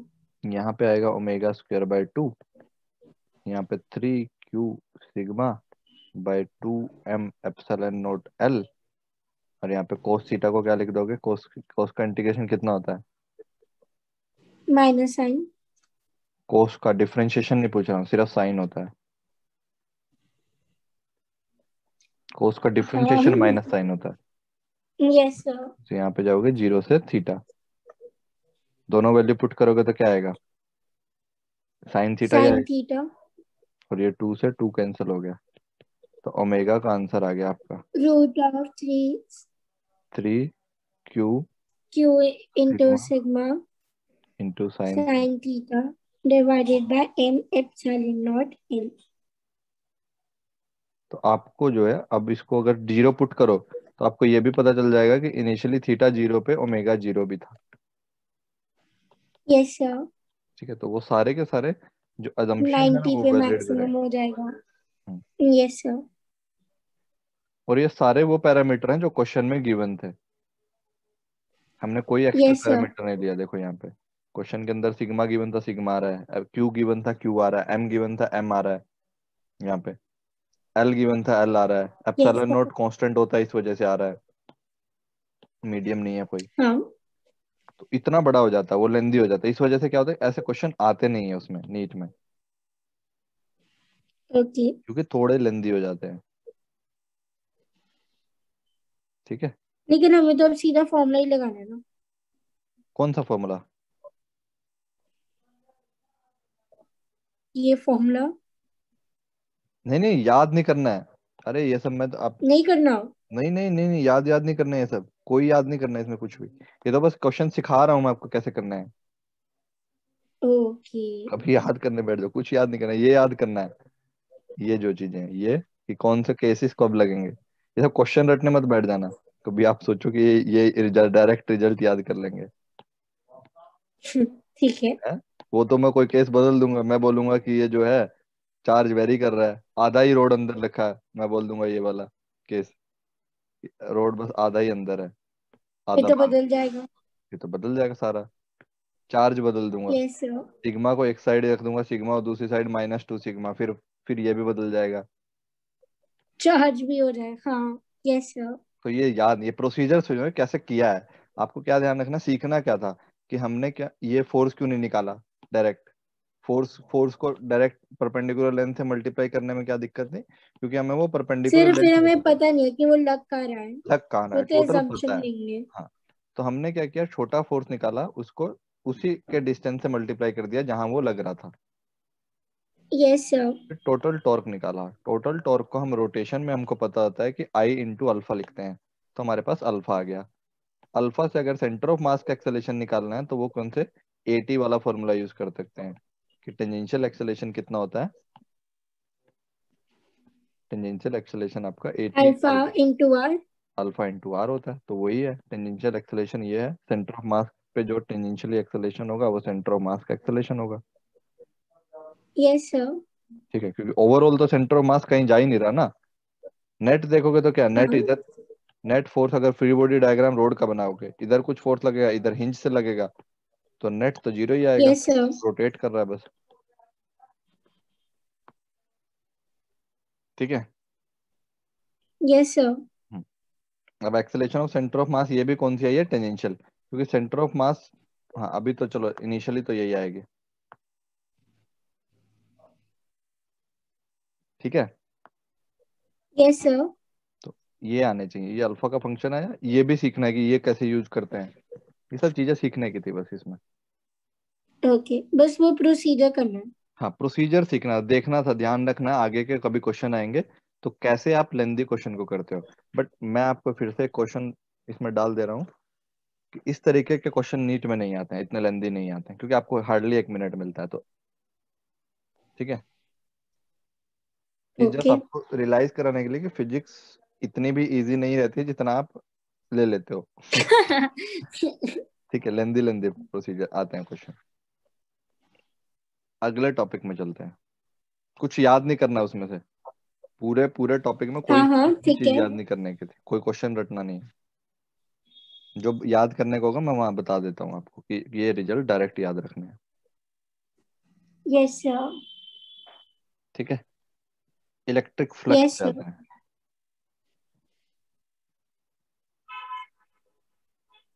इलेक्ट्रिक फ्लक्स होता क्या है, इसका सिंबल क्या होता है, मीनिंग क्या है, कैसे निकालते हैं, सारी चीजें समझते हैं और फिर गॉस लॉ पे जाएंगे। तो ये इस सिंबल से डिनोट किया जाता है। ठीक है, मतलब ऐसे लिखा होता है, ये मैं से पेन ना उठाने की वजह से ऐसा होता है, वैसे तो सिंबल ये ऐसा होता है। फाइव। हाँ, इसको बोलते हैं फाई, पी एच, शायद यही स्पेलिंग होती है, phi, P H Y, phi. ठीक है, और ओके। जनरली हम इसको ऐसा लिख यस देते हैं सर। क्योंकि ताकि पेन ना उठाना पड़े। ठीक है, इस तरीके से। यस और सर। क्योंकि इलेक्ट्रिक फ्लक्स की वजह से तो आपको फाई ई भी लिखा हुआ मिल सकता है, क्योंकि इलेक्ट्रिक फील्ड का फ्लक्स है। यस सर, इसलिए ई। ई मिल जाएगा लिखा हुआ। मैग्नेटिक फील्ड का जो फ्लक्स आएगा, क्योंकि मैग्नेटिक फील्ड लाइन भी होती है, हाँ, उसमें पढ़ा था 10th में। तो फाई बी हो सकता है वहां लिखा हुआ। Yes sir. ठीक है, तो टेंथ में जो पढ़ा था ना हमने फ्लक्स वाला कॉन्सेप्ट, यहाँ यस पे हम सर। फाई ई का सिंबल यूज करेंगे इलेक्ट्रिक फ्लक्स के लिए। और जनरली बुक में सिर्फ फाई भी लिखा मिल सकता है, उसके बाजू में लिखा हो इलेक्ट्रिक फ्लक्स। ओके। ठीक है, तो यहाँ से चलते हैं, फाई क्या होता, क्या इलेक्ट्रिक फ्लक्स का मतलब क्या है, कैसे इसको समझेंगे, क्या क्या कहते हैं। सिंपल फ्लक्स पहले देख लो, फ्लक्स का जनरल मतलब क्या होता है ना, अगर आपसे पूछा फ्लक्स क्या होता है, किसी भी चीज का फ्लक्स क्या होता है, जैसे वाटर, वाटर का फ्लक्स क्या है, स्ट्रीम्स, तो मतलब ऐसा हो रहा है कि कोई स्ट्रीम्स हैं जो पास कर रही हैं किसी जगह से। स्ट्रीम्स। स्ट्रीम्स, लाइंस, जैसे वाटर के स्ट्रीम्स हैं तो ये किसी एरिया से बह रहे हैं, तो मतलब वाटर का फ्लक्स जा रहा है वहां से। मतलब सब फ्लो हो गया इलेक्ट्रिक फील्ड लाइंस का। हाँ, फ्लो हो रहा है, कुछ कुछ चीज फ्लो नहीं, बस ऐसा है कि ओके। स्टैटिकली भी पास कर रहे हैं ना, बस जा रहे हैं वहां से। ठीक है। तो आप बोलोगे कि कुछ फ्लक्स इस सरफेस के थ्रू कुछ फ्लक्स पास कर रहा है। समझे, यस सर। तो फ्लक्स का मतलब वो होता है। तो यहाँ पे इलेक्ट्रिक फ्लक्स है, तो मतलब वो जो लाइंस जा रहे हैं ना, जो स्ट्रीम्स पास कर रहे हैं, तो वो किसके जा रहे हैं, इलेक्ट्रिक फील्ड के जा रहे हैं। हाँ। इलेक्ट्रिक फील्ड लाइंस के जा रहे हैं बेसिकली। तो अगर इसके एकदम स्टैंडर्ड डेफिनेशन लिखूं इलेक्ट्रिक फ्लक्स होता क्या है, तो they are basically the total number of electric field line passing normally through an area। किसी एरिया, एन एरिया कोई नॉर्मली है, उससे नॉर्मली कितनी लाइन पास कर रही है, टोटल लाइन नहीं। I am interested in normal line. Okay. ठीक है। वैसे भी सर नॉर्मली तो होंगे क्योंकि हमारी हमेशा परपेंडिकुलर ही जाती है ना कंडक्टर से। कंडक्टर वंडक्टर नहीं, कोई कोई भी रैंडम सरफेस हो सकता है। आप अपने अच्छा नोशन अच्छा। मत लेके आओ ओके। कंडक्टर का। ठीक है। ठीक है। आप आपके अभी थोड़े थोड़े चीजें चेंज होंगी, जो नोशन बने हुए हैं ना, इस कॉन्सेप्ट के बाद चीजें ठीक हो जाएंगी काफी हद तक। Total number of electric field lines passing normally through an area, it is called, क्या बोलते हैं इसको? Electric flux. Electric flux. अगर हम उसकी प्रॉपर्टी में जाएं, इलेक्ट्रिक फील्ड लाइन की प्रॉपर्टी, ठीक है, मैं यस सर। अब वापस जा रहा हूँ, मैं इस डेफिनेशन पे आऊंगा। मैं बैकग्राउंड में जा रहा हूँ कि from okay. The properties of electric field lines, जो इलेक्ट्रिक फील्ड लाइंस का प्रॉपर्टी था, we know we know that, कुछ भी लिख सकते, we know that electric field magnitude, magnitude कैसे आता था बताओ? लाइंस मैग्नीट्यूड कैसे बताती थी? नंबर ऑफ लाइंस पास जो कर रही है हाँ, number of lines passing perpendicular. Passing normally through an area. Yes sir. Per unit area था, बट थ्रू एन एरिया, हाँ थ्रू एन एरिया, वहां पर यूनिट एरिया था। यस सर पर यूनिट था। तो मतलब अगर टोटल नंबर ऑफ लाइन निकालनी है तो इलेक्ट्रिक फील्ड का मैग्नीट्यूड पता और एरिया से मल्टीप्लाई कर दूं तो टोटल नंबर ऑफ लाइन आ जाएंगे। आ जाएगा। Yes sir. अभी मैं इस पे प्रॉपर्टी को, from the properties of electric field lines we know that electric field magnitude, electric field magnitude is given by, electric field का जो मैग्नीट्यूड है वो कौन बताता है? It is equal to number of lines passing through the area. Lines, और कौन सी field line basically, number of lines yes sir. Per unit area, per unit area passing normal to it, यही था। Yes sir. आप पूरी definition में मैंने लिखा था, और मैंने ये भी बताया था ये नॉर्मल वाला वर्ड मैं आपको बाद में समझाऊंगा। हाँ। तो आज वो दिन आ गया है, ठीक है, बाद जो था पासिंग नॉर्मली टू इट।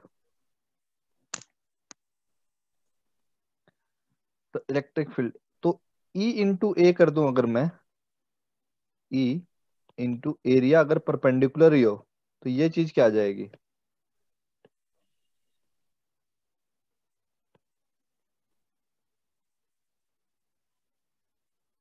ये क्या आएगा अगर उसको परपेंडिकुलर एरिया से मल्टीप्लाई कर दूं?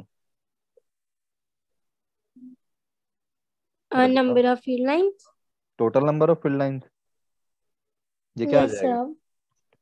दे are total basically number of field lines. Total number of, field line passing through the unit area. Unit area नहीं, a unit area, a area से। हाँ मतलब ए। हाँ हमने यहाँ पे हाँ, स्पेसिफाई कर दिया। यहाँ तो पर यूनिट एरिया था ना बाय डेफिनेशन। Yes sir. अब अगर मैं ए यूनिट एरिया लूं तो इसका क्या मतलब होगा, अगर ये वन यूनिट एरिया से जा रहा है तो अगर ए से मल्टीप्लाई कर दूं तो मतलब वो तो एक ऐसे ए यूनिट परपेंडिकुलर, एरिया से। हाँ एक ऐसे परपेंडिकुलर एरिया से पास कर रही हैं लाइंस जिसका ए एरिया यूनिट है, ए परपेंडिकुलर है जिसका। ठीक है, total number of lines yes sir. Passing through an area A perpendicular normally, ये लिख सकता हूँ? इस डेफिनेशन में कोई दिक्कत है? No sir. तो अब ये फर्स्ट लाइन पढ़ो और इस लाइन को पढ़ो, क्या ये सेम लग रही है? Total number of electric field lines passing normally through an area. Total number of electric field lines passing through an area. A perpendicular normally. Yes, sir. Same लग रही है, क्योंकि वहां मैंने एन एरिया लिखा है, वो अब एरिया को स्पेसिफाई कर दिया। मतलब Yes, आपको sir. ये बस लग वो रहा है कि ये चीज फाई ही है, ऐसा पता चल गया? Yes, sir. तो ये किसका फॉर्मूला बन गया आपका? फाई का इलेक्ट्रिक फ्लक्स। इलेक्ट्रिक फ्लक्स कुछ नहीं है, ये होती है पर यूनिट एरिया जितनी लाइन पास करती है नॉर्मली। Yes sir. अब ये जो है, अगर मैंने उसको एरिया ऐसे मल्टीप्लाई कर दिया, और मुझे पहले से ही पता है अगर नॉर्मली जा रही हैं सारे लाइन परपेंडिकुलरली पास कर रही हैं, वही वाला एरिया लिया मैंने, तो मैं एरिया परपेंडिकुलर से हाँ। मल्टीप्लाई कर सकता हूँ। ठीक है, तो ये बन गया दिस इज नथिंग बट, कौन सा मेथड लगाया मैंने? ये यूनिटरी मेथड ही है ना, यस सर। और कुछ नहीं किया। यूनिटरी मेथड से मुझे ये पता चल गया कि ये दोनों चीजें जो हैं ये कुछ नहीं है, ये सेम ही है बाय डेफिनेशन। मैंने क्या हाँ। किया, इलेक्ट्रिक फील्ड की डेफिनेशन को यूज किया। बाय डेफिनेशन ये थी इलेक्ट्रिक फील्ड, मैंने उसको ए से मल्टीप्लाई करके देखा तो मुझे मिला ये, ये मिलेगा मुझे, और यही मेरी इलेक्ट्रिक फ्लक्स की डेफिनेशन है फाई की, जो मैंने यस पहले सर। पहले ही डिफाइन कर दी थी। तो मतलब इसका मतलब ये हुआ कि जो मेरा फाई है वो क्या है, कहीं पे भी फ्लक्स कितना होगा उस वहां उस जगह का इलेक्ट्रिक फील्ड, और into area perpendicular, into area perpendicular. ठीक है, मतलब ऐसा कि जहां पे भी मुझे एक एरिया पता है, जैसे मान लें मुझे ए यूनिट का एरिया पता है यहाँ पे, ठीक है, और इससे कितनी लाइंस परपेंडिकुलरली पास कर रही हैं, हाँ। तो मुझे पहले से ही पता है सारी लाइन कैसे जा रही हैं, इसके पास होकर के सरफेस के थ्रू परपेंडिकुलर नॉर्मली। परपेंडिकुलर ही जा रही हैं, और ये मेरा है इलेक्ट्रिक फील्ड। तो मैं इलेक्ट्रिक फील्ड और इसका एरिया है ए परपेंडिकुलर जो भी है, ये वैल्यू आएगी कुछ इसकी। अगर मैं इन दोनों को मल्टीप्लाई कर दूंगा तो मुझे ये टोटल नंबर ऑफ लाइंस पता चल जाएंगे जो ये काउंट है। मुझे क्या हो, इस इसके इस जगह का फील्ड पता हो, वैल्यू क्या पता हो, फील्ड का वैल्यू। वो फील्ड का वैल्यू कैसे आता है, बहुत सारे फॉर्मूला है मेरे पास, शीट के लिए अलग आता यस है, सर। लाइन के लिए अलग आता है, वो तो फिगर पे डिपेंड। फिगर पे डिपेंड कर रहा है। तो मेरे को अगर इलेक्ट्रिक फील्ड का वैल्यू पता हुआ और जिस एरिया के थ्रू पास कराना है वो पता हुआ, तो मैं ये हाँ। निकाल सकता हूँ, लाइंस आ जाएंगी। फाई आ जाएगा, फाई इलेक्ट्रिक फ्लक्स का फाई आ जाएगा, ऐसा कुछ आएगा। बट ये क्या जनरलाइज है, आप बोलोगे सर अगर एरिया, तो ऐसा जरूरी थोड़ी है परपेंडिकुलर हो। पहला अब आपका क्वेश्चन आएगा कि सर ये तो आपने दो अजम्पशन लिए, कि एक तो फील्ड यूनिफॉर्म ले लिया और एक एरिया परपेंडिकुलर ले लिया। हेलो,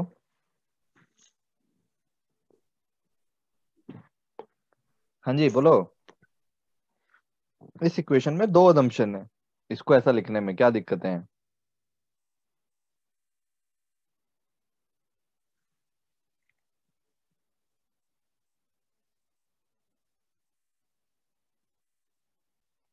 हाँ।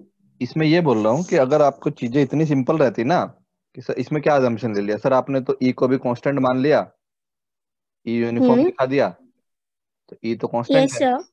और ए भी क्या होगा, ए परपेंडिकुलर ले गए। परपेंडिकुलर भी। तो आपने तो अपनी हाँ। डेफिनेशन को सूट करने के लिए ऐसा ले लिया ना, कि ई को मान लो क्या, यूनिफॉर्म, यस सर। एरिया को मान लो नॉर्मल, और उन दोनों का yes product sir. Unitary method से तो आ ही जाएगा, क्योंकि पर यूनिट हाँ। एरिया लाइन कांस्टेंट है। अगर ई यूनिफॉर्म नहीं होता तो पर यूनिट एरिया भी लाइन वेरी करती, हाँ यस सर, अलग अलग होता।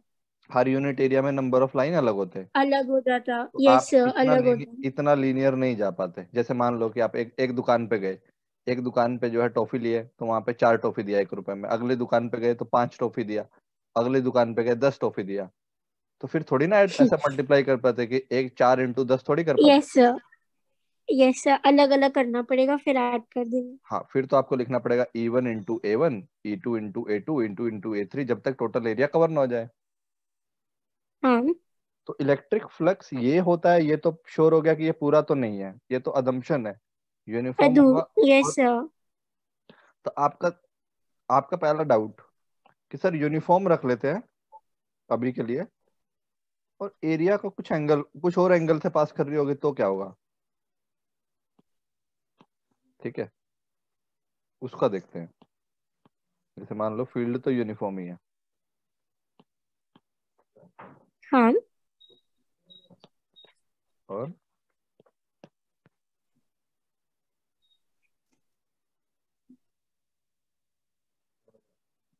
ऐसा कर लेते हैं, फील्ड है यूनिफॉर्म आपका। Yes sir. इस बार ये नॉर्मली नहीं जा रही, नॉर्मली अगर नॉर्मल जाने का क्या मतलब, सबसे ज्यादा कॉम्प्लिकेशन है नॉर्मल वर्ड समझने में। नॉर्मल जाने का क्या मतलब होता है लाइंस का। परपेंडिकुलर। हाँ, परपेंडिकुलर जा रही है ना एरिया के। तो अगर एरिया के परपेंडिकुलर नहीं जा रही है, सपोज आपका एरिया ही ऐसा है, यस सर।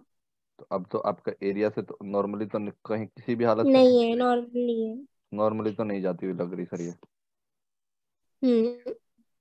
तो अब नॉर्मल सर फिर जाने, इसे थीटा का वो कंपोनेंट लेके यहाँ पे ले लेंगे परपेंडिकुलर एरिया। परपेंडिकुलर एरिया ले लेंगे, वेरी गुड। मतलब आपको थोड़ा आइडिया है कि कैसे करना है। ये देखो, ये सपोज ये एरिया है ए। अब यस सर। इससे हमें हमारी डेफिनेशन कह रही है कि इससे जितनी कि टोटल वो लाइन निकालनी है जो नॉर्मली जा रही है। Yes sir. तो हम क्या करते हैं, हमको तो ये पता है ये नॉर्मली नहीं जा रही है, ठीक है। हाँ। और ये कुछ एंगल जो है थीटा बना रहा है, किसके साथ बना रहा है वो भी आपको बताना पड़ेगा फिर। क्योंकि एरिया वेक्टर कैसा होता है पता है आपको, एरिया जो वेक्टर होता है वो एरिया के नॉर्मल होता है ऐसा। This is called area vector. ये तो बताया था मैंने आपको, एरिया और थीटा वेक्टर होते हैं, याद करो वेक्टर की हाँ। क्लास। मैंने ये बताया था कि हाँ। जो भी एरिया होता है ना, जो भी एरिया होता है उसके नॉर्मल उसको हाँ। वेक्टरली डिनोट हाँ। किया हाँ। जाता है। हाँ, एरिया और थीटा दोनों वेक्टर, हाँ हाँ, यस सर, और डी थीटा नहीं होता, ऐसा भी कुछ था। हाँ, और उसका जो डायरेक्शन लेते हो एरिया वेक्टर का, वो किधर की तरफ लेते हो, उसके परपेंडिकुलर। हाँ उसके परपेंडिकुलर, मतलब normal to the given area, yes sir. ठीक है। तो ये जो है सपोज अगर आपको एरिया ऐसा गिवन है, तो आपको एरिया वेक्टर किधर दिखाना पड़ेगा, ये बेसिकली एरिया वेक्टर होगा आपका, ऐसा दिखाना पड़ेगा। और लेंथ कितनी, ये लेंथ कितनी होगी, ये वाली लेंथ जितना उसका मैग्नीट्यूड होगा। नहीं, डी ए और डी थीटा वेक्टर थे और ए और थीटा वेक्टर नहीं थे। ए और थीटा वेक्टर नहीं थे, बट ए अगर शीट प्लेन हो ना तब तो होगा ना। वो तो मैंने लिया था कोई जनरल एरिया, ऐसा वाला नहीं होगा, टेढ़ा मेढ़ा वाला। उसका डायरेक्शन कहाँ हाँ। दिखाओगे, अच्छा। Okay okay. सिंगल हो तो ठीक यहाँ है। पे DA1 DA2 DA3 DA4 D सारे ऐड होकर के एक ही तो बनाएंगे, यस सर। तब ले यस सकते हो। सर। प्लेनर एरिया में ले सकते हो। अगर बहुत ही ऐसा कॉम्प्लिकेटेड एरिया तब नहीं लोगे, तब कोई डायरेक्शन नहीं तब देना नहीं पाओ। लेंगे। Yes sir. वो भी बताया था मैंने। और इलेक्ट्रिक यस फील्ड, सर। ये है इलेक्ट्रिक फील्ड का डायरेक्शन, तो मतलब इलेक्ट्रिक फील्ड का डायरेक्शन भी आपको पता है कि this is your electric field हाँ। यहाँ पे, यस सर। ठीक है। You know electric field, you know vector, तो आपको ये फील्ड भी पता है यहाँ पे। ये हो गया आपका electric field E vector. Field कैसा रखा हमने अभी अजम्पशन, यूनिफॉर्म। यूनिफॉर्म, ठीक है। जो कि वो भी नहीं हो सकता, एक केस तो ऐसा भी आएगा जब फील्ड को भी हाँ, बदल दें कि तब। नॉन यूनिफॉर्म हो। हाँ, तो हम करना पर्पस क्या है, number of field line count करनी है जो कि पासिंग में नॉर्मली। Yes sir. तो अगर मैं इसको देखूं तो ये सपोज एंगल तो पता चल जाएगा मुझे, क्योंकि जैसे मुझे टिल्टेड एरिया दिया है तो कुछ तो बताना पड़ेगा ना कितना टिल्टेड है। Yes sir. ये गिवन होगा, थीटा मतलब मेरे को गिवन है। ठीक है। तो मैं क्या कर रहा हूँ, मैं इससे लाइन निकालने के बजाय मैं ऐसा एरिया चूज करता हूँ जो कि नॉर्मल है, सपोज ऐसा ले लिया। Yes sir. क्यों किया वो भी समझाता हूँ। जैसे आप ये क्योंकि देखोगे, हमारी डेफिनेशन में वो है ना कि नॉर्मली जाए। तो अब एक बात ध्यान से नोट करना जो मैं अभी बता रहा हूँ। ये जो जितनी यस ब्लू सर। लाइन है, जितने सॉरी ब्लू एरिया से जो लाइन जा रही है, हाँ। वो सारी की सारी इस येलो एरिया से भी पास कर रही है। Yes sir. और येलो एरिया से कैसे पास कर रही है? परपेंडिकुलरली। परपेंडिकुलरली। तो अगर मैं इन लाइन का नंबर काउंट कर लूं जो कि इस एरिया से परपेंडिकुलरली पास कर रही है, तो वो नंबर तो यहाँ भी सेम ही रहेगा। Yes sir. तो मैं ऐसा कर लूं कि मुझे परपेंडिकुलर लाइन निकालनी थी ना, यस सर। तो मैं 8 है। एरिया एरिया के दो कंपोनेंट ले लेता हूँ। यस सर, एक ए साइन थीटा, एक ए कॉस थीटा। एक ए साइन थीटा और एक ए कॉस थीटा। थीटा। तो ए कॉस थीटा मैंने ले लिया ये, सॉरी ऊपर वाला ए कॉस थीटा, क्योंकि यस सर। एरिया वेक्टर इधर है ना, हाँ।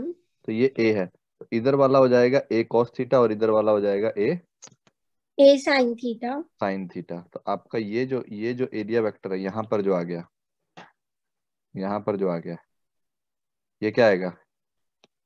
ए ए कॉस कॉस थीटा। थीटा और वो कितना आ जाएगा? ए साइन थीटा। Sine theta. तो इसका जो एरिया आ गया आपका, ये आ गया ए कॉस थीटा। और ये कितना आ गया आपका एरिया? ए ए साइन थीटा। Sine theta. तो ये दोनों एरिया भी पता चल गया आपको। अब अगर आपके बाय डेफिनेशन जाओ, ए साइन थीटा से कितनी लाइन पास करेंगे? एक भी नहीं, क्योंकि वो तो हाँ, लाइंस उसके सारी पैरेलल जा रही हैं उसी, बाहर ही जा रहा है। उसको तो कोई लाइन नहीं पास करेंगे। अगर इसको आप कहीं पे भी रख लो, फिर यहाँ क्यों रख रहे हो, यहाँ रख लो, अभी भी कोई लाइन उससे क्रॉस नहीं करके जा रही है। तो ए साइन थीटा के तो फ्लक्स है ही नहीं। यस सर, क्योंकि पैरेलल ही है। हाँ, क्योंकि ए साइन थीटा की डायरेक्शन किधर होगी? एरिया जो है, एरिया की डायरेक्शन देखोगे तो वो तो नॉर्मल होगी ना, इधर होगा ए साइन थीटा। हाँ। ठीक है, तो इसके थ्रू एक भी लाइन पास नहीं करेंगे। समझा? ओके। और ए कॉस थीटा के थ्रू यस सर। सारी लाइन पास करेंगी जो ए से जा रही है। 8 है। Yes sir. तो अगर मैं लिखूं flux through A, can I write it is also equal to flux through A cos theta? Yes sir, उसी का ही तो कंपोनेंट है। उसी, क्योंकि मुझे दिख रहा है ना लाइन में, मैंने लाइन ऐसे तरीके से कंपोनेंट ब्रेक किया है कि सारी की सारी जो लाइन जो, नॉर्मल जा। हाँ, बट मेरी वो डेफिनेशन फुलफिल हो जाएगी कि जो लाइन ए से नॉर्मली नहीं जा रही थी वो ए cos थीटा से नॉर्मली जा रही है। Yes sir. तो मैं ऐसा कर लूं, मुझे ये पता है कि, देखो मैं क्या करना चाह रहा हूँ, मुझे ये पता है कि flux through A and flux through A cos theta are same. Flux through A and flux through A cos theta are same, क्योंकि जो नंबर ऑफ लाइन यहाँ से पास कर रही है वो उससे भी पास कर रही है। वही कॉस थीटा। Yes sir. ठीक है, और इसके थ्रू फ्लक्स कितना आएगा? इसके थ्रू मेरे नॉर्मल वाला वैल्यू भी पूरा हो जाएगा। किससे? तो सारी कैसी जा रही हैं? दे और आर गोइंग नॉर्मली। नॉर्मली जा रही हैं। नॉर्मली। तो मेरा ये जो नॉर्मल वाला पार्ट था ना, ये भी सेटिस्फाई हो गया, क्योंकि डेफिनेशन में लिखा था कि I need to calculate those lines which are passing normal to the area. Yes sir. तो मैंने क्या किया, इससे क्या कर लिया, मैंने इससे नॉर्मल थीटा, तो मेरा हाँ, परपेंडिकुलरली ई कंपोनेंट इंटू ले ए लिया। कॉस थीटा लिख सकता हूँ एरिया पर, क्योंकि ये तो एरिया परपेंडिकुलर हो गया। हाँ। मैंने परपेंडिकुलर वाला एरिया निकाला ना, perpendicular component of area yes sir. A cos theta. तो मेरा ये आ गया flux through A cos theta, और यही फ्लक्स थ्रू ए है, क्योंकि टोटल लाइंस है वो तो हाँ, सेम ही रहेगा। सेम ही रहेगा। तो अब मैं आपके सामने एक लिख सकता हूँ कि जो मेरा फॉर्मूला आएगा, ठीक है, यस सर। फ्लक्स किसके थ्रू? ए के through.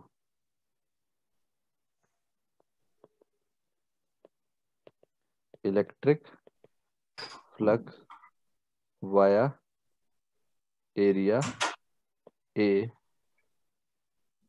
Can be written as phi e electric flux is via equal to e A cos. a cos theta. Yes sir. Magnitude of e into magnitude of E into a cos theta. a cos theta. ये निकालता हूँ, magnitude of e into magnitude of A into cos of theta. Vector नहीं लगा तो magnitude लिखा जा रहा है, बार बार वो ऐसा बनाने का जरूरत यस। नहीं है मुझे। हाँ हाँ। तो मेरा ये फॉर्मूला बन गया। ये एंगल देखो, ये वेक्टर क्या था, एक वेक्टर था ई, एक वेक्टर था यस ए, सर। उनके बीच एंगल है थीटा, और मेरे पास फाई का आंसर हम्म। आ रहा है ई एक कॉस थीटा। तो मतलब फाई ई कुछ ऐसा नहीं लग रहा मुझे, dot product. Dot product. Yes sir. कि जो मेरा फाई है, फ्लक्स कुछ नहीं होता, आपका लिख दोगे E E, vector dot A vector. E vector dot, sorry A vector, A vector. A vector. Yes sir. तो ये आपका फ्लक्स का फॉर्मूला आ गया, hmm. E vector dot A vector. अगर यस ये सर। एरिया छोटा होता, ए नहीं होता डी ए होता, तो क्या क्या चेंज होता बस यहाँ पे, ये सारा का क्या सारा, क्या अगर? अगर एरिया ये सारी की सारी चीजें छोटी होती, डी ए होती, तो डी ए हो जाता। तो सारी की सारी यही कैलकुलेशन डी ए के लिए हो जाती बस। कि आपको क्या यस करना सर। पड़ता, ये सारे का सारा थीटा छोटा भी एरिया छोटा करना हो है, डी ए जाता। हो जाता है, थीटा बीटा वही रहते हैं ऐसा बस। Yes sir. ठीक है, तो यही फॉर्मूला किसके लिए बन जाता, अगर फॉर स्मॉल एरिया क्या होता। D E dot D A. हाँ, डी ई नहीं, ई तो ई रहता, ई तो फील्ड है ना, पॉइंट का प्रॉपर्टी, उस पॉइंट पे कितना इलेक्ट्रिक फील्ड है। हाँ, ई डॉट डी ए।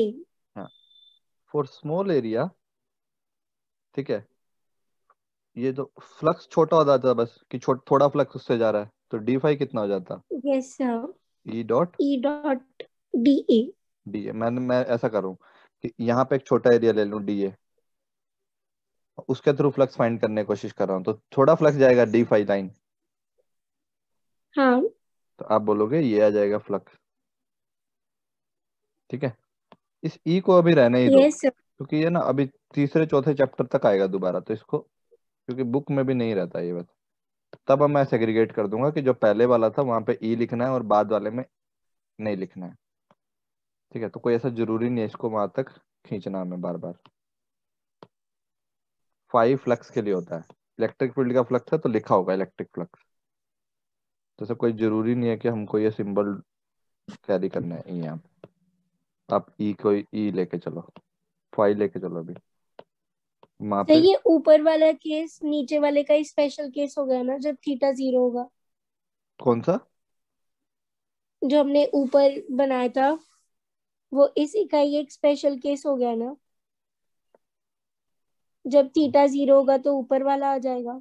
ये वाला ना, हाँ हाँ हाँ हाँ हाँ ऑब्वियसली, मतलब यस सर। एरिया से नॉर्मली जा रही है, मतलब एरिया वेक्टर भी उधर है, हाँ। और एरिया ई वेक्टर भी उधर है तो ई भी थीटा उधर, जीरो हो गया। तो वो उसका मैं तो इसलिए तो कह कॉस रहा हूँ थीटा वन कि ये हो। तो स्पेशल केस था ना, मैं स्पेशल नहीं, मैं जनरल केसेस में जा रहा हूँ अब। तो मैं एक केस में यस गया सर। जब फील्ड तो यूनिफॉर्म है बट एरिया नॉर्मल नहीं है, यस सर। तो इस एरिया के थ्रू भी फ्लक्स यही रहने वाला है। क्यों, क्योंकि मैं जितना नॉर्मल एरिया के पास करेंगे वो सारी की सारी इससे भी कर रही है, हाँ। तो flux through A can be written as E A cos theta. Yes sir. ठीक है, ये लिख सकता हूँ basically, number of lines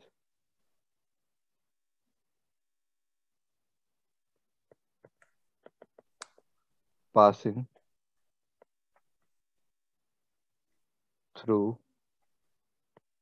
area A, वो कितना आ रहा है मेरे पास, E into A cos theta आ रहा ई है। Into A cos theta. ठीक है, और इसी को बोलते हैं flux, flux. Electric flux. Electric flux.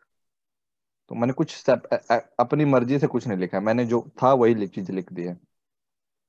मैंने देखा कि यस इसके सर। कितनी लाइन पास कर रही है, तो मैंने चेक कर लिया अगले से कितनी लाइन जा रही है बस। ठीक है, तो ई ए हाँ। कॉस थीटा आ गया फॉर स्मॉल एरिया। बट अभी भी अब मैं चाह रहा हूँ कि सर अभी तक आपने ई को यूनिफॉर्म माना है, अब उसे नॉन यूनिफॉर्म। अगर ई नॉन यूनिफॉर्म हो तब क्या होगा, तो ई नॉन यूनिफॉर्म का केस देख लेते हैं। ई नॉन यूनिफॉर्म हुआ तो मतलब आपका एरिया भी अलग लेता हूँ कुछ, यस एक सर। एक तो एरिया अलग ले रहा हूं मैं, और एक फील्ड को नॉन यूनिफॉर्म नहीं मान रहा हूँ, तो मतलब इस तरीके का कुछ ले रहा हूँ मैं केस। दोनों नॉन यूनिफॉर्म? हाँ, दोनों नॉन, दोनों अलग अलग होंगे। ऐसा भी तो हो सकता है सिर्फ इलेक्ट्रिक फील्ड यूनिफॉर्म हो और एरिया सही हो, एरिया सेम हो, परपेंडिकुलर ही बट हो। जनरल क्या होगा, सबसे ज्यादा जनरल क्या होगा कि दोनों चेंज कर रहे हो दोनों ही तब, नॉन यूनिफॉर्म। यस दोनों सर। चेंज कर रहे हो, ठीक है। हाँ। मतलब जरूरी थोड़ी ना है जो पहले एरिया DA1 से जाएंगे उतनी लाइन DA2 से भी जाएं, यस सर। ठीक है, इस तरीके का है। और ये अंदर का शेडो है, मतलब इस तरीके का कुछ एरिया, कोई कवर कवर ले लिया मैंने ऊपर वाला, ठीक है। ओके। अब इससे कुछ लाइंस पास कर रही हैं, जैसे ऐसा मान लो, ऐसे लाइंस जा रही है, रेंडम लाइन जा रही है, आपको पता नहीं है कितना, बट ये कुछ लाइंस इससे पास कर रही है। मैं लाइन भी बना देता हूँ, नॉन यूनिफॉर्म लाइन ऐसा, ठीक है।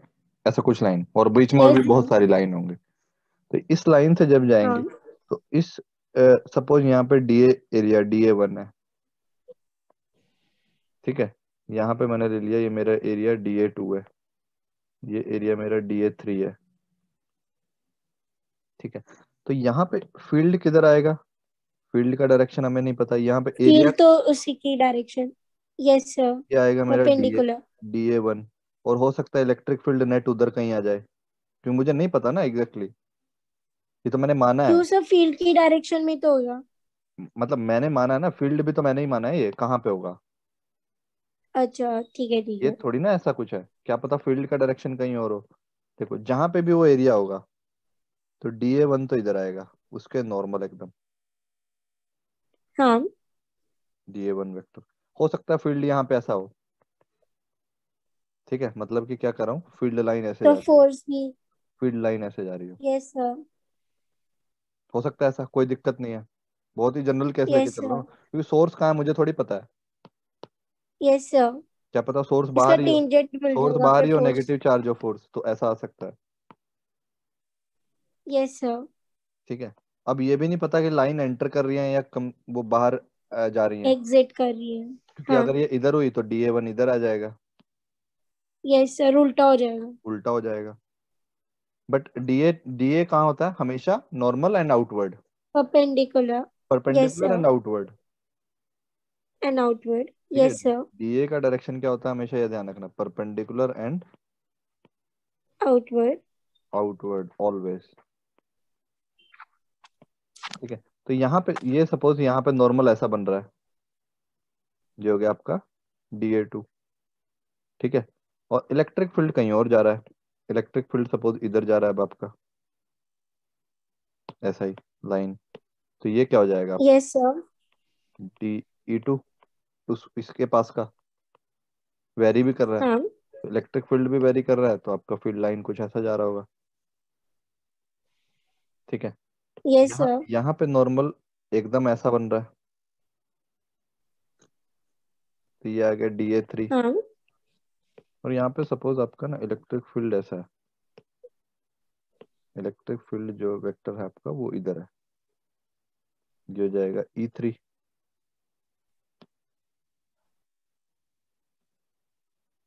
E3 vector. तो यहाँ पे यस सर। मतलब यहाँ पे एंगल θ1 है, यहाँ पे एंगल कुछ θ2 है, थीटा यहाँ टू, पे angle theta three. θ3। Yes sir. तो इसका मतलब यहाँ पे फील्ड लाइन कैसी जा रही होगी, यहाँ पे फील्ड लाइन ऐसा जा रही होगी, उल्टी की तरफ। उधर यस की सर। तरफ जा रही है, ऐसा फील्ड लाइन है, ये हो सकता है। Yes sir. तो इस केसेस में क्या करोगे, फ्लक्स कैसे आएगा, अब ऐसे कितने एलिमेंट होंगे, इनफाइनाइट इंटीग्रेट इनफाइनाइट। करेंगे। तो मतलब आपका जो पहला छोटे एरिया के फ्लक्स आएगा वो आएगा E1 DA1 cos θ1, यहाँ पे आएगा yes E2 sir. DA2 DA2 cos theta two. cos θ2। और ऐसे कितने एलिमेंट E3 हैं अब, DA इनफाइनाइट। इनफाइनाइट। ये तो आ गया फ्लक्स टोटल। Yes sir. तो मतलब ये क्या है, E1 dot DA1, yes sir. ये क्या है, E2 dot, E2 dot DA2 और ऐसे कितने हैं, इनफाइनाइट। इनफाइनाइट।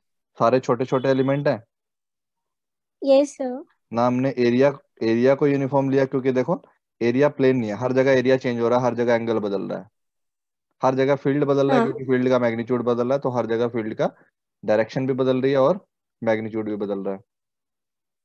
Yes sir. तो फ्लक्स टोटल कितना आ गया? अब अगर फ्लक्स टोटल का फॉर्मूला बताऊं,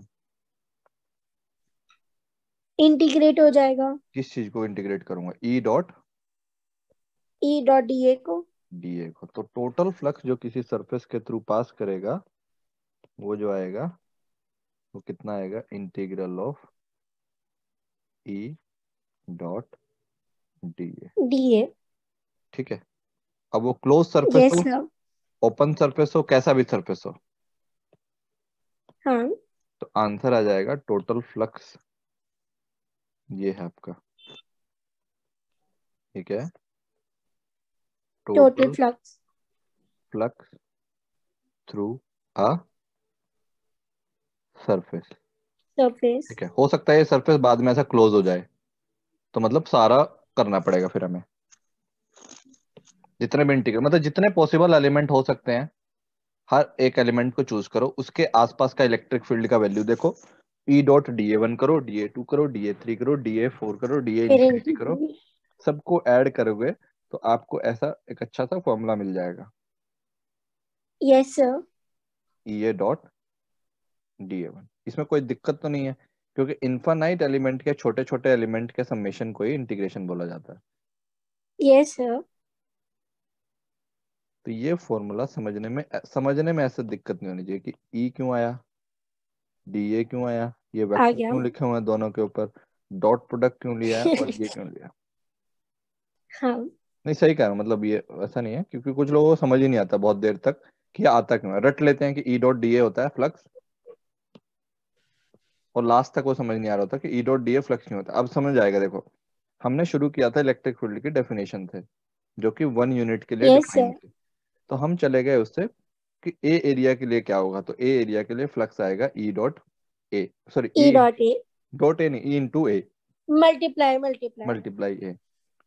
ठीक है। फिर हमने सोचा कि इसमें तो ये तो अधूरी डेफिनेशन थी, इसमें एरिया भी आपने परपेंडिकुलर लिया और ये तो आपने अपने सेटिस्फेक्शन के लिए दोनों चीजें ठीक ले ली, कैसा होगा। फिर हमने हाँ। सोचा कि थीटा पे लेंगे तो ई को डॉट यूनिफॉर्म रखते हैं प्रोडक्ट। और एरिया को चेंज कर देते हैं, नॉर्मल नहीं हुआ तो क्या होगा, नॉर्मल नहीं हुआ तो फ्लक्स आएगा ई ए कॉस थीटा, यानी कि E dot E D A. Dot A छोटा एरिया होता तो ई डॉट तो डी ए, डी ए हो जाएगा। थोड़े थोड़े फ्लक्स। यस अगर सर। अब ऐसे ये है बेसिकली फॉर्मूला, तो टोटल इसका बेसिकली इंटीग्रल कर दो। तो इंटीग्रल करने पे क्या यस होगा, सर। आप फील्ड को भी चेंज कर रहे हो हर हाँ। जगह। दोनों नॉन यूनिफॉर्म। और अगर मान लो इन केस क्या हुआ, अगर ई जो है कांस्टेंट नहीं हुआ तो वो बाहर, अगर कांस्टेंट हुआ तो बाहर आ जाएगा। Yes sir. तो एरिया का इंटीग्रल क्या होगा? टोटल एरिया, हाँ। वो भी है। ई ई इंटू ए ही हो जाएगा जो ऊपर आया था। और डॉट प्रोडक्ट भी है, याद रखना, मतलब जो जो एरिया परपेंडिकुलर, जैसे मान लिया इलेक्ट्रिक फील्ड इधर है, ठीक है, और यस सर। एरिया ऐसा है, मतलब एरिया की डायरेक्शन इधर है, तो परपेंडिकुलर, तो वहां का फ्लक्स जीरो भी हो जाएगा। Yes sir cos 90। ठीक है। और मैं ये भी बता रहा था, मान लिया अगर इलेक्ट्रिक फील्ड लाइन कहीं पे एंटर कर रही हो, तो इलेक्ट्रिक फील्ड लाइन तो इधर आएगी और डीए उधर आएगा, यस सर। तो कुछ जगह तो ये टर्म नेगेटिव भी हो सकता है, क्योंकि थीटा किससे बड़ा हो जाएगा फिर। देखो दोबारा सुनो, अगर लाइंस हैं ऐसे, ये है सरफेस, हम्म। ये आपका डीए, अगर इलेक्ट्रिक फील्ड लाइन एंटर कर रही है, तो मतलब इलेक्ट्रिक फील्ड किधर आएगा? इधर आएगा अब। Greater than 90। हाँ, तो थीटा कितना हो जाएगा? Greater than 90। 90। तो अगर जो एंटर कर रही होंगी line, yes sir. Entering line के लिए जो थीटा आएगा वो कितना आएगा? नेगेटिव में चल रहा। एंटरिंग लाइन के लिए जो थीटा है, it will always be greater than 90 degree. Yes sir. ठीक है, तो मतलब ई डॉट डी ए क्या आएगा? नेगेटिव आएगा, मतलब अगर फ्लक्स नेगेटिव आया तो मतलब लाइन एंटर कर रही है, और फ्लक्स अगर पॉजिटिव आया तो मतलब लाइन तो आउट जा रही है बाहर। लाइन हाँ, लाइन लीव कर रही है। ठीक है, तो मतलब ई डॉट डी ए क्या आने वाला है इस केस के लिए, जो अभी दिखा हुआ, नेगेटिव। ई हाँ डॉट जैसे डी, कॉस 180 -1 होगा। हाँ, तो E dot D A in cases के लिए नेगेटिव आएगा। Yes sir. ठीक है, यहाँ लिख देता हूँ E dot D A negative आएगा। इसका मतलब है line is entering, coming entry. Enter कर रही है।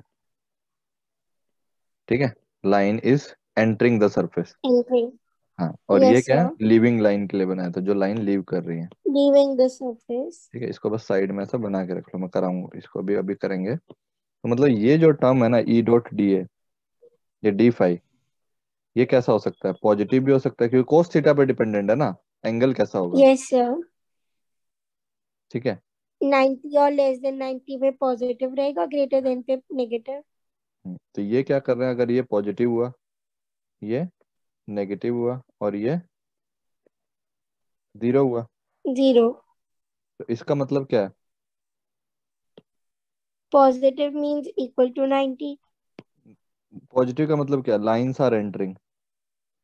लाइंस आर एंटरिंग इक्वल हाँ, टू तो 90 या फिर लेस देन 90 पे कहीं होगा। पे भी किसी भी पॉइंट पे फ्लक्स, ये डी फाई लिख रहा हूँ, टोटल फ्लक्स नहीं लिख रहा हूँ, डी फाई लिख रहा हूँ, किसी भी पॉइंट पे फ्लक्स अगर नेगेटिव है, तो एंटर कर रही है लाइंस। मतलब lines are entering the surface, exit होगा ना पॉजिटिव में तो। सॉरी हाँ, lines are leaving the surface, yes sir. Leaving the surface. Surface. और नेगेटिव आया तो मतलब entering the surface. Lines are entering the surface. Yes sir. तो ये सरफेस को एंटर कर रही हैं। और जीरो आया तो ये मतलब लाइंस आर, क्या होगा, जीरो कब होगा, जब 90 डिग्री होगा। यूनिफॉर्म है, यूनिफॉर्म। यूनिफॉर्म नहीं, यूनिफॉर्म में तो और कोस, जो पहला केस किया था ना कि लाइंस यूनिफॉर्म है और एरिया परपेंडिकुलर है। नहीं उसमें तो एरिया, देखो एरिया इधर ही था, एरिया वेक्टर इधर ही बनेगा। हाँ। तो लाइंस अगर मान लिया जीरो लाइन पास कर रही है, इस इससे कर रही थी जीरो लाइन पास, ऐसा होगा कि lines are passing through the plane. देखो ये वाला ए साइन थीटा से कोई लाइन पास कर रही थी, नो सर। नो, क्यों नहीं कर रही थी, क्योंकि ना कोई लाइन एंटर कर रही है ना कोई लीव कर रही है। Yes sir. तो मतलब जो लाइंस हैं they are parallel to the area, area vector नहीं, एरिया का जो प्लेन पे प्लेन प्लेन, एरिया वेक्टर तो इधर बनेगा ना,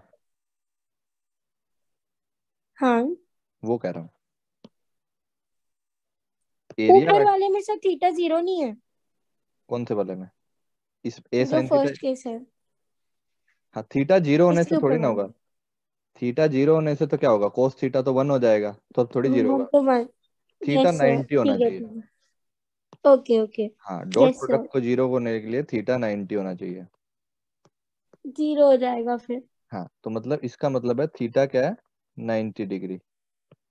तो किसका है बेसिकली, कोई लाइन एरिया, ना ही एंटर कर रही एरिया है ना ही वेक्टर, एग्जिट। हाँ area vector and electric field क्या होंगे, parallel. Perpendicular, area perpendicular. Vector. ठीक है, और अगर पिक्चर पिक्चर में दिखाऊंगा तो ऐसा होगा कि जो भी उसका प्लेन है, ठीक है, लाइंस, उसके पैरेलल जा रही है। लाइंस उसके पैरेलल जा रही हैं। Yes sir. ठीक है, और एरिया वेक्टर किधर है, इधर है, डाउनवर्ड परपेंडिकुलर। वो ऊपर हो या नीचे हो। Yes sir. एरिया वेक्टर के तो परपेंडिकुलर है बट प्लेन्स के पैरेलल है, लेकिन प्लेन, प्लेन के पैरेलल है। हाँ parallel to the plane, no line is effectively entering और इफेक्टिवली लीविंग द सरफेस, इस केस में जो है। Yes sir. तो अगर ऐसा बोलूं, अगर ये तो ये देखो, ये जब टर्म लिखोगे आप, बहुत सारे टर्म लिखे आप इनफाइनाइट, तो इनमें कुछ टर्म पॉजिटिव भी होंगे और कुछ टर्म यस सर। नेगेटिव भी होंगे नेगेटिव। और कुछ टर्म कैंसिल कर देंगे। जीरो भी होंगे। Yes sir. इनमें से देखो, आपने 1000 टर्म लिख दिए, 1000 में से कुछ पॉजिटिव है, कुछ नेगेटिव है, और कुछ जीरो। जीरो है। तो सम कैसा आएगा, पॉजिटिव भी आ सकता है और नेगेटिव भी आ सकता है नेगेटिव भी आ सकता है। और जीरो भी आ सकता है। मतलब ये जो सम है, it can either be positive, it can either be zero, और नेगेटिव इट और can zero. Either be negative. Negative. ये नेगेटिव भी हो सकता है।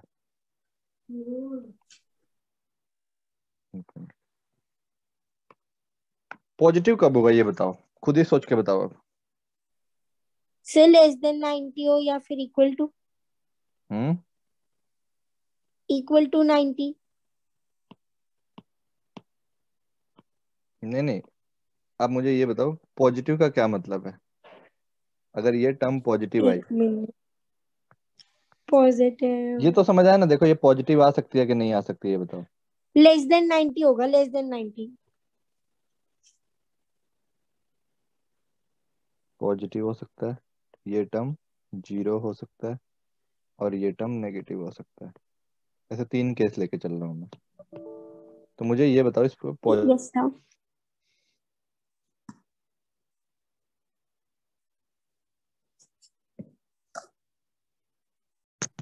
हाँ, तो मैं ये आपको बोल रहा था कि इसमें पॉजिटिव नेगेटिव और जीरो होने का क्या मतलब है।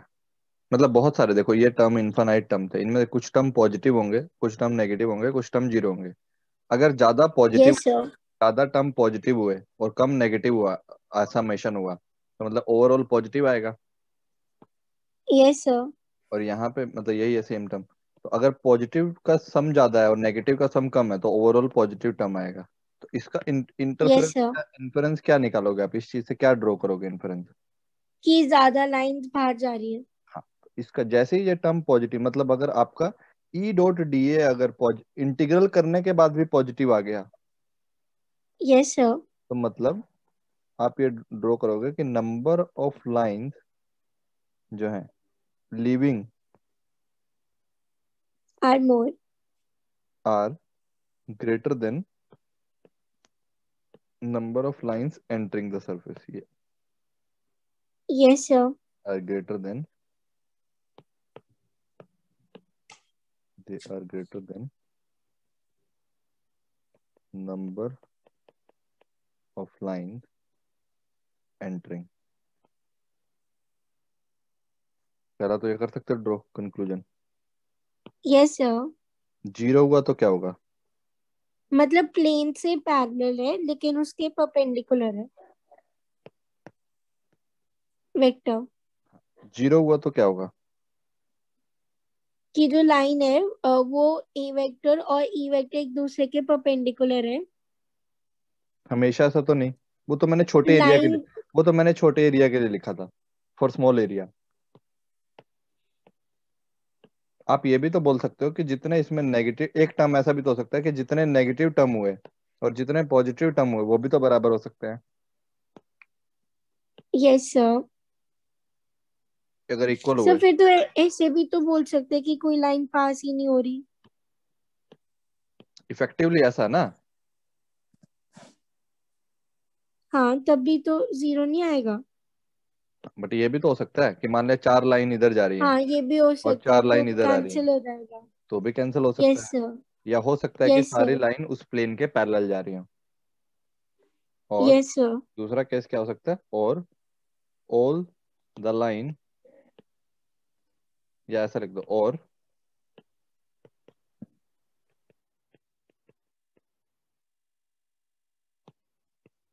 जितनी भी लाइन जा रही है, और all the lines are passing,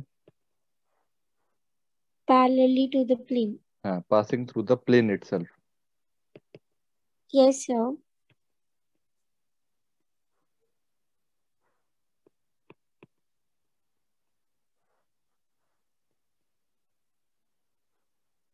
passing parallel through the plane. Plane और सरफेस, ये भी बोल सकते हो अगर वो सिंगल सरफेस हो। क्योंकि ये देखो E dot D A, but क्योंकि इंटीग्रल है ना, इंटीग्रल है, तो इस ये केस एकदम एब्सोल्यूट टर्म में नहीं है। क्योंकि हो सकता है मान लिया आपने ऐसा टर्म देखा, पहले तीन टर्म आए पॉजिटिव, सपोज पॉजिटिव +6 यस आए, सर। लास्ट के टर्म आए नेगेटिव, और ये दोनों हाँ टर्म तो कैंसिल हो ये जाएगी। जीरो थे दोनों टर्म।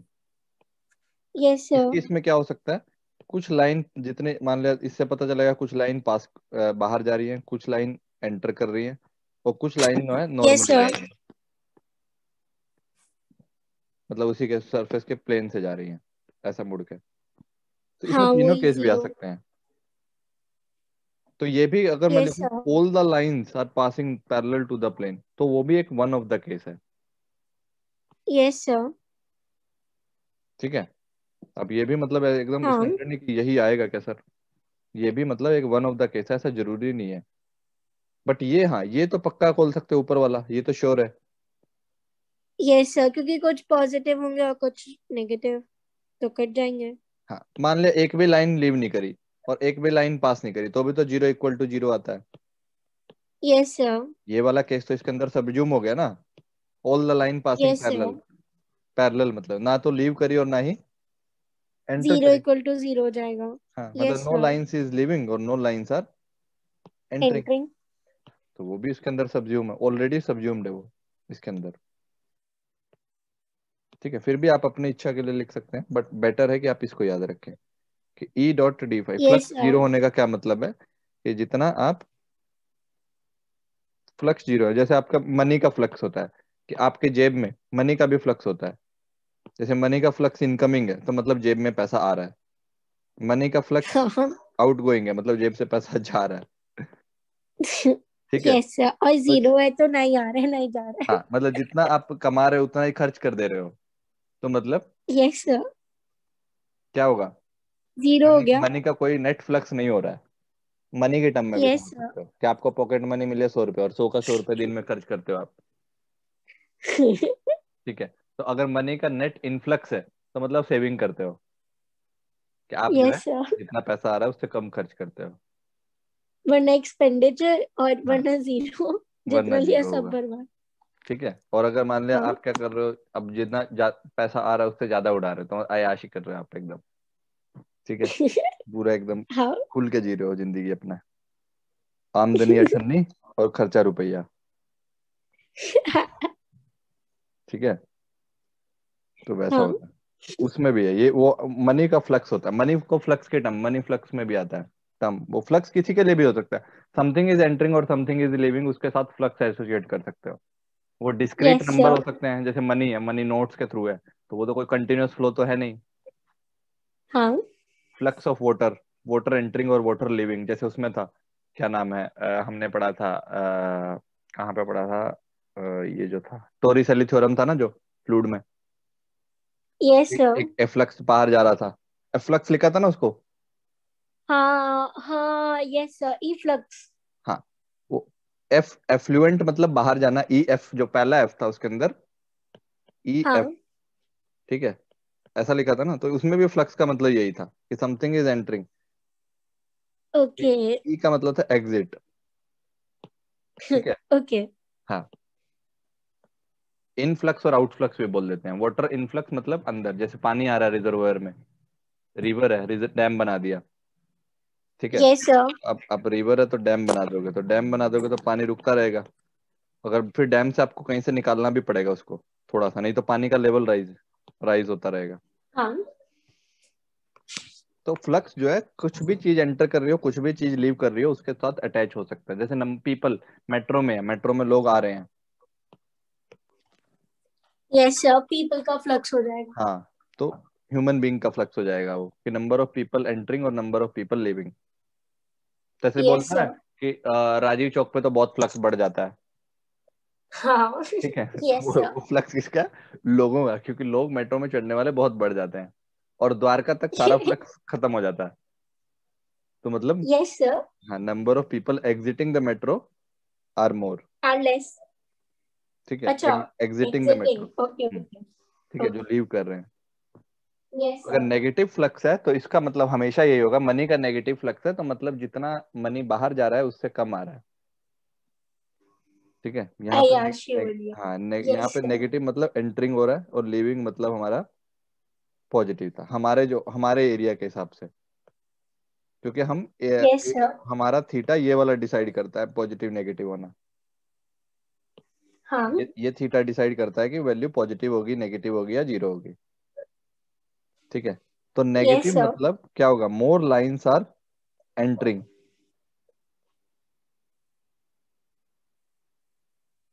than leaving. हाँ, more lines are number of lines entering, they are more than number of lines are leaving. ठीक है, तो ये आपका फ्लक्स का कॉन्सेप्ट था बेसिक कि what is electric flux, how आप इसको थोड़ा सा नोशन कैसे डेवलप करते हो. They are basically just the number of lines which are passing normally through an area and mathematically they are given by E A cos theta. ठीक है, for small area d A cos theta. और अगर ई भी variable है तो it is जो मोर सबसे general total flux का एरिया होगा वो ई डॉट डी ए का इंटीग्रल होगा. Yes, sir. ठीक है, तो ये मोर जनरल फॉर्मूला है, मोस्ट जनरल है, सबसे ऊपर लेवल का फॉर्मूला ये है फ्लक्स का. ये डिराइव करके दिखाया कि आया कैसे, स्टेप वाइज गए. और डेफिनेशन कौन सी यूज करी हमने, इलेक्ट्रिक फील्ड का जो First case, सबसे सिंपल वाला. सबसे सिंपल वाला जो पर यूनिट एरिया के लिए नॉर्मल डिफाइन किया था हमने प्रॉपर्टीज ऑफ इलेक्ट्रिक फील्ड में. यहाँ पे हमने Yes, define sir. किया, दिखाता हूँ. हमने इसको यहाँ पे डिफाइन किया हुआ था. Magnitude of electric field vector is equal to number of electric field lines passing normally to it. ठीक है, तो तब हमने उसको थोड़ा क्वालिटेटिवली डिफाइन किया था. अब हम उसकी क्वांटिटेटिव टर्म में चले गए हैं, हमारे पास एग्जैक्ट फॉर्मूला आ गया ये. Yes, sir. ठीक है, तो अब हम इसको हाँ. आगे बढ़ाएंगे अगले चैप्टर में, अगली क्लास में इसको थोड़ा सा आगे लेके चलते हैं चैप्टर में, और फिर गोस लॉ में एंटर करेंगे कि व्हाट इज. इसी चीज के बारे में गोस ने कुछ इस पे ऑब्जर्वेशन की, जो ये फ्लक्स फॉर्मूला लिखा हुआ है ना, ये हाँ. गोस ने इस फॉर्मूला को थोड़ा एक्सप्लेन किया और अच्छे से कि क्या चीज बता रहा है. आप कैलकुलेट कर लोगे इसको, what does it tell us, physically क्या बताएगा ये. Yes, sir. ठीक है, तो अगले क्लास में इसको फिनिश करेंगे फ्लक्स वाले यूनिट को. ठीक है. चलो, take care, bye bye. Bye, sir.